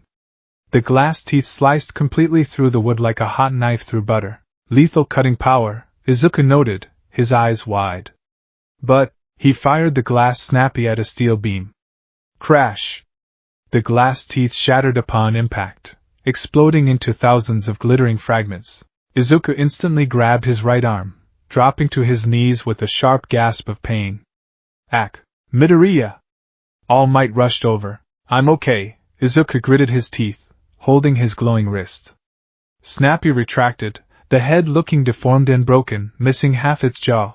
But slowly, over the course of 2 agonizing minutes, the green plastic regenerated, restoring Snappy to his original form. Sympathetic pain feedback, Izuku panted, wiping sweat from his brow. Whatever material he mimics, he inherits its weaknesses, too. Glass is sharp, but brittle. If he breaks, I feel the shock in my nervous system, and it takes time to regenerate. I have to be careful with fragile materials. They tested everything.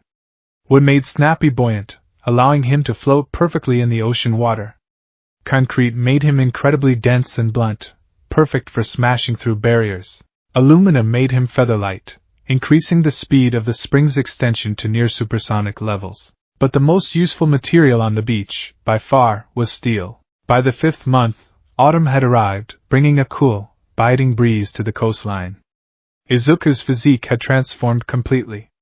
He was no longer a skinny, trembling boy. He possessed the physique of a trained gymnast, lean, hyper-defined muscle packed densely over a solid frame. His right arm, however, was a marvel of biological engineering. To house the massive kinetic energy generated by the steel mimicry recoil, Izuku's right shoulder, bicep, and forearm had bulked up significantly, wrapped in thick, striated muscle. All Might had provided Izuku with a custom-made, heavy-duty black compression sleeve that covered his right arm from the shoulder to the wrist, helping to stabilize the joints during extreme tension. Izuku had become a one-man industrial demolition crew. Compactor protocol! Izuku shouted, standing in front of a rusted-out sedan. He launched Snappy, aiming for the solid steel frame of the car. Clang! Snappy bit the frame, instantly absorbing the metallic properties. The green plastic morphed into pristine, shining steel. The weight increased dramatically, becoming a 100-pound anvil at the end of the coil. Instead of retracting, Izuku ran forward, grabbing the metallic coil with both hands like a rope. He spun his body, using his immense core strength to swing the 100-pound steel alligator head in a massive, sweeping arc. Smash! The steel head slammed into the side of the car like a medieval flail, completely caving in the doors. Izuku kept spinning, using the momentum, smashing the roof, the hood, the trunk. Within a minute, the sedan was a crumpled cube of twisted metal. Izuku released the tension, letting Snappy revert to plastic. He walked over to the cubed car, bent his knees, dug his hands into the metal, and hoisted the entire car cube over his head with a primal grunt. He carried it over to the designated pile, tossing it down with an earth-shaking crash. All Might watched from atop a nearby pile of clean sand, wiping a tear of pride from his hollow eye. The boy was incredible. He wasn't just relying on raw power, he was combining a brilliant, analytical mind with terrifying physical conditioning.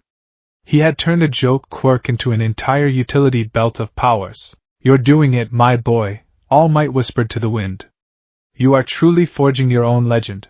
The months bled together in a grueling symphony of sweat, steel, and clacking jaws. Winter turned the beach into a freezing wasteland. The biting wind off the ocean felt like knives against Izuku's skin, but he didn't stop. He trained shirtless, his body radiating steam, his muscles burning like a furnace. Snappy had grown too. As Izuku's body matured and his caloric intake skyrocketed, the quirk evolved. Snappy's plastic head was larger now, roughly the size of a cinder block. The metallic coil was thicker, resembling the suspension spring of a heavy-duty truck. Snappy's personality had also matured.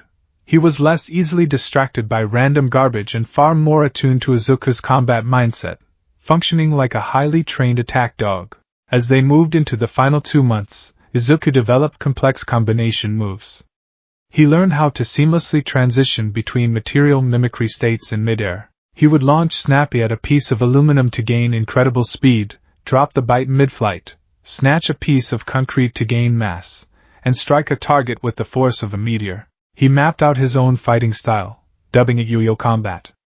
It was a fluid, highly mobile martial art that utilized Snappy not just as a weapon, but as a fulcrum for acrobatic evasion and counterattacks. The UA entrance exam was fast approaching. The deadline was looming. On the night before the exam, Izuku didn't sleep. He couldn't. He was down on the beach, illuminated only by the pale light of the full moon and the distant glow of the city street lamps. There was only one pile of trash left. It was a massive mound of tangled, rusted steel cables, broken machinery, and a hulking, half-destroyed industrial generator that must have weighed 2 tons. Izuku stood before it, his breath pluming in the freezing air. He wore his black sweatpants and heavy boots, his torso bare, his skin slick with sweat. His right arm was wrapped in the black compression sleeve, the green cuff at his wrist glowing softly in the dark. "This is it, Snappy," Izuku murmured, his voice raspy from exhaustion. "The final boss." Clack. Snappy popped out of the sleeve, looking up at the massive generator. "We can't lift it. And pulling it piece by piece will take until sunrise. We have to do it all at once." Izuku took 10 steps back. He raised his right arm, pointing it dead center at the massive iron chassis of the generator. "Target, main chassis. Material mimicry, steel. Maximum tension. SNIK." Snappy shot forward, biting deep into the thick iron of the generator. The green plastic instantly darkened, hardening into cold, heavy steel. Izuku didn't pull back. Instead, he ran forward. He sprinted directly at the generator, jumping onto the tangled pile of steel cables. He used the slack in the silver coil to wrap the thick, metallic slinky completely around the generator and the surrounding pile of trash, creating a massive, chaotic spiderweb of metal binding the entire pile together. Once the pile was bound tightly by the coil, Izuku leaped off the pile, landing 20 feet away in the cleared sand. He locked his boots into the earth. He grabbed the remaining length of the coil near his wrist with his left hand. "Maximum retraction!" Izuku roared. The internal mechanism in his arm engaged. The coil, wrapped completely around the 2-ton pile of junk, violently constricted. The sound of screeching, tearing metal split the night air. The sheer kinetic force of the contracting spring acted like a massive industrial garbage compactor. The steel cables snapped. The machinery shattered. The massive iron chassis of the generator groaned, buckled, and imploded under the immense pressure of the steel mimicking coil. Izuku screamed, throwing his entire body weight backward, channeling every ounce of strength he had built over the last 10 months into his legs and back. His muscles rippled, the veins standing out in sharp relief. Crunch! The entire pile of trash collapsed in on itself, compressed into a single, dense, jagged sphere of rusted metal, bound tightly by the silver coil. "Now! Lift!" Izuku spun around, acting as a human crane. Using the momentum and his raw, monstrous strength, he swung the massive, compressed sphere of metal off the ground. He dragged it through the air in a wide arc, his boots carving deep trenches in the sand, and hurled it toward the concrete loading dock where the municipal garbage trucks picked up the refuse. The massive sphere slammed onto the concrete with a thunderous crash, shattering into a neat, manageable pile of debris. Izuku let go of the tension. Snappy reverted to plastic, releasing his bite, and the coil zipped rapidly back into Izuku's wrist with a sharp snick. Izuku collapsed onto his knees in the sand. His chest heaved like a bellows. His arms hung limply at his sides, completely numb. He stared at the concrete dock. He slowly turned his head, looking up and down the coastline. There was nothing. No rusted cars. No broken televisions. No rotting sofas. Just miles and miles of pristine, untouched white sand, glowing pale silver beneath the moonlight. The sound of the ocean waves crashing against the shore echoed clearly, unimpeded by the labyrinth of garbage that had plagued the beach for years. He had done it. He had actually done it. Tears welled up in Izuku's green eyes, spilling over his freckled cheeks. He threw his head back, staring up at the moon, and let out a long, primal scream of absolute, unadulterated victory. The sun was just beginning to peek over the horizon, painting the sky in vibrant shades of pink and gold, When Toshinori Yagi arrived at Dagoba Beach, he walked down the concrete stairs in his skeletal form, a thermos of hot coffee in his hand. He was expecting to find Izuku asleep in the sand, perhaps with a small pile of trash remaining. He was prepared to tell the boy that he had done enough, that the exam was today, and that he needed to rest. But as All Might stepped onto the sand, his jaw dropped, causing him to fumble and nearly drop his thermos. The beach was immaculate. It looked like a luxury resort coastline. Not a single piece of debris remained, and standing atop the concrete retaining wall, silhouetted against the rising sun, was Izuku Midoriya. He wasn't a scrawny, trembling kid anymore. He stood tall, his chest broad, his shoulders thick with dense, hardened muscle. The wind whipped his dark green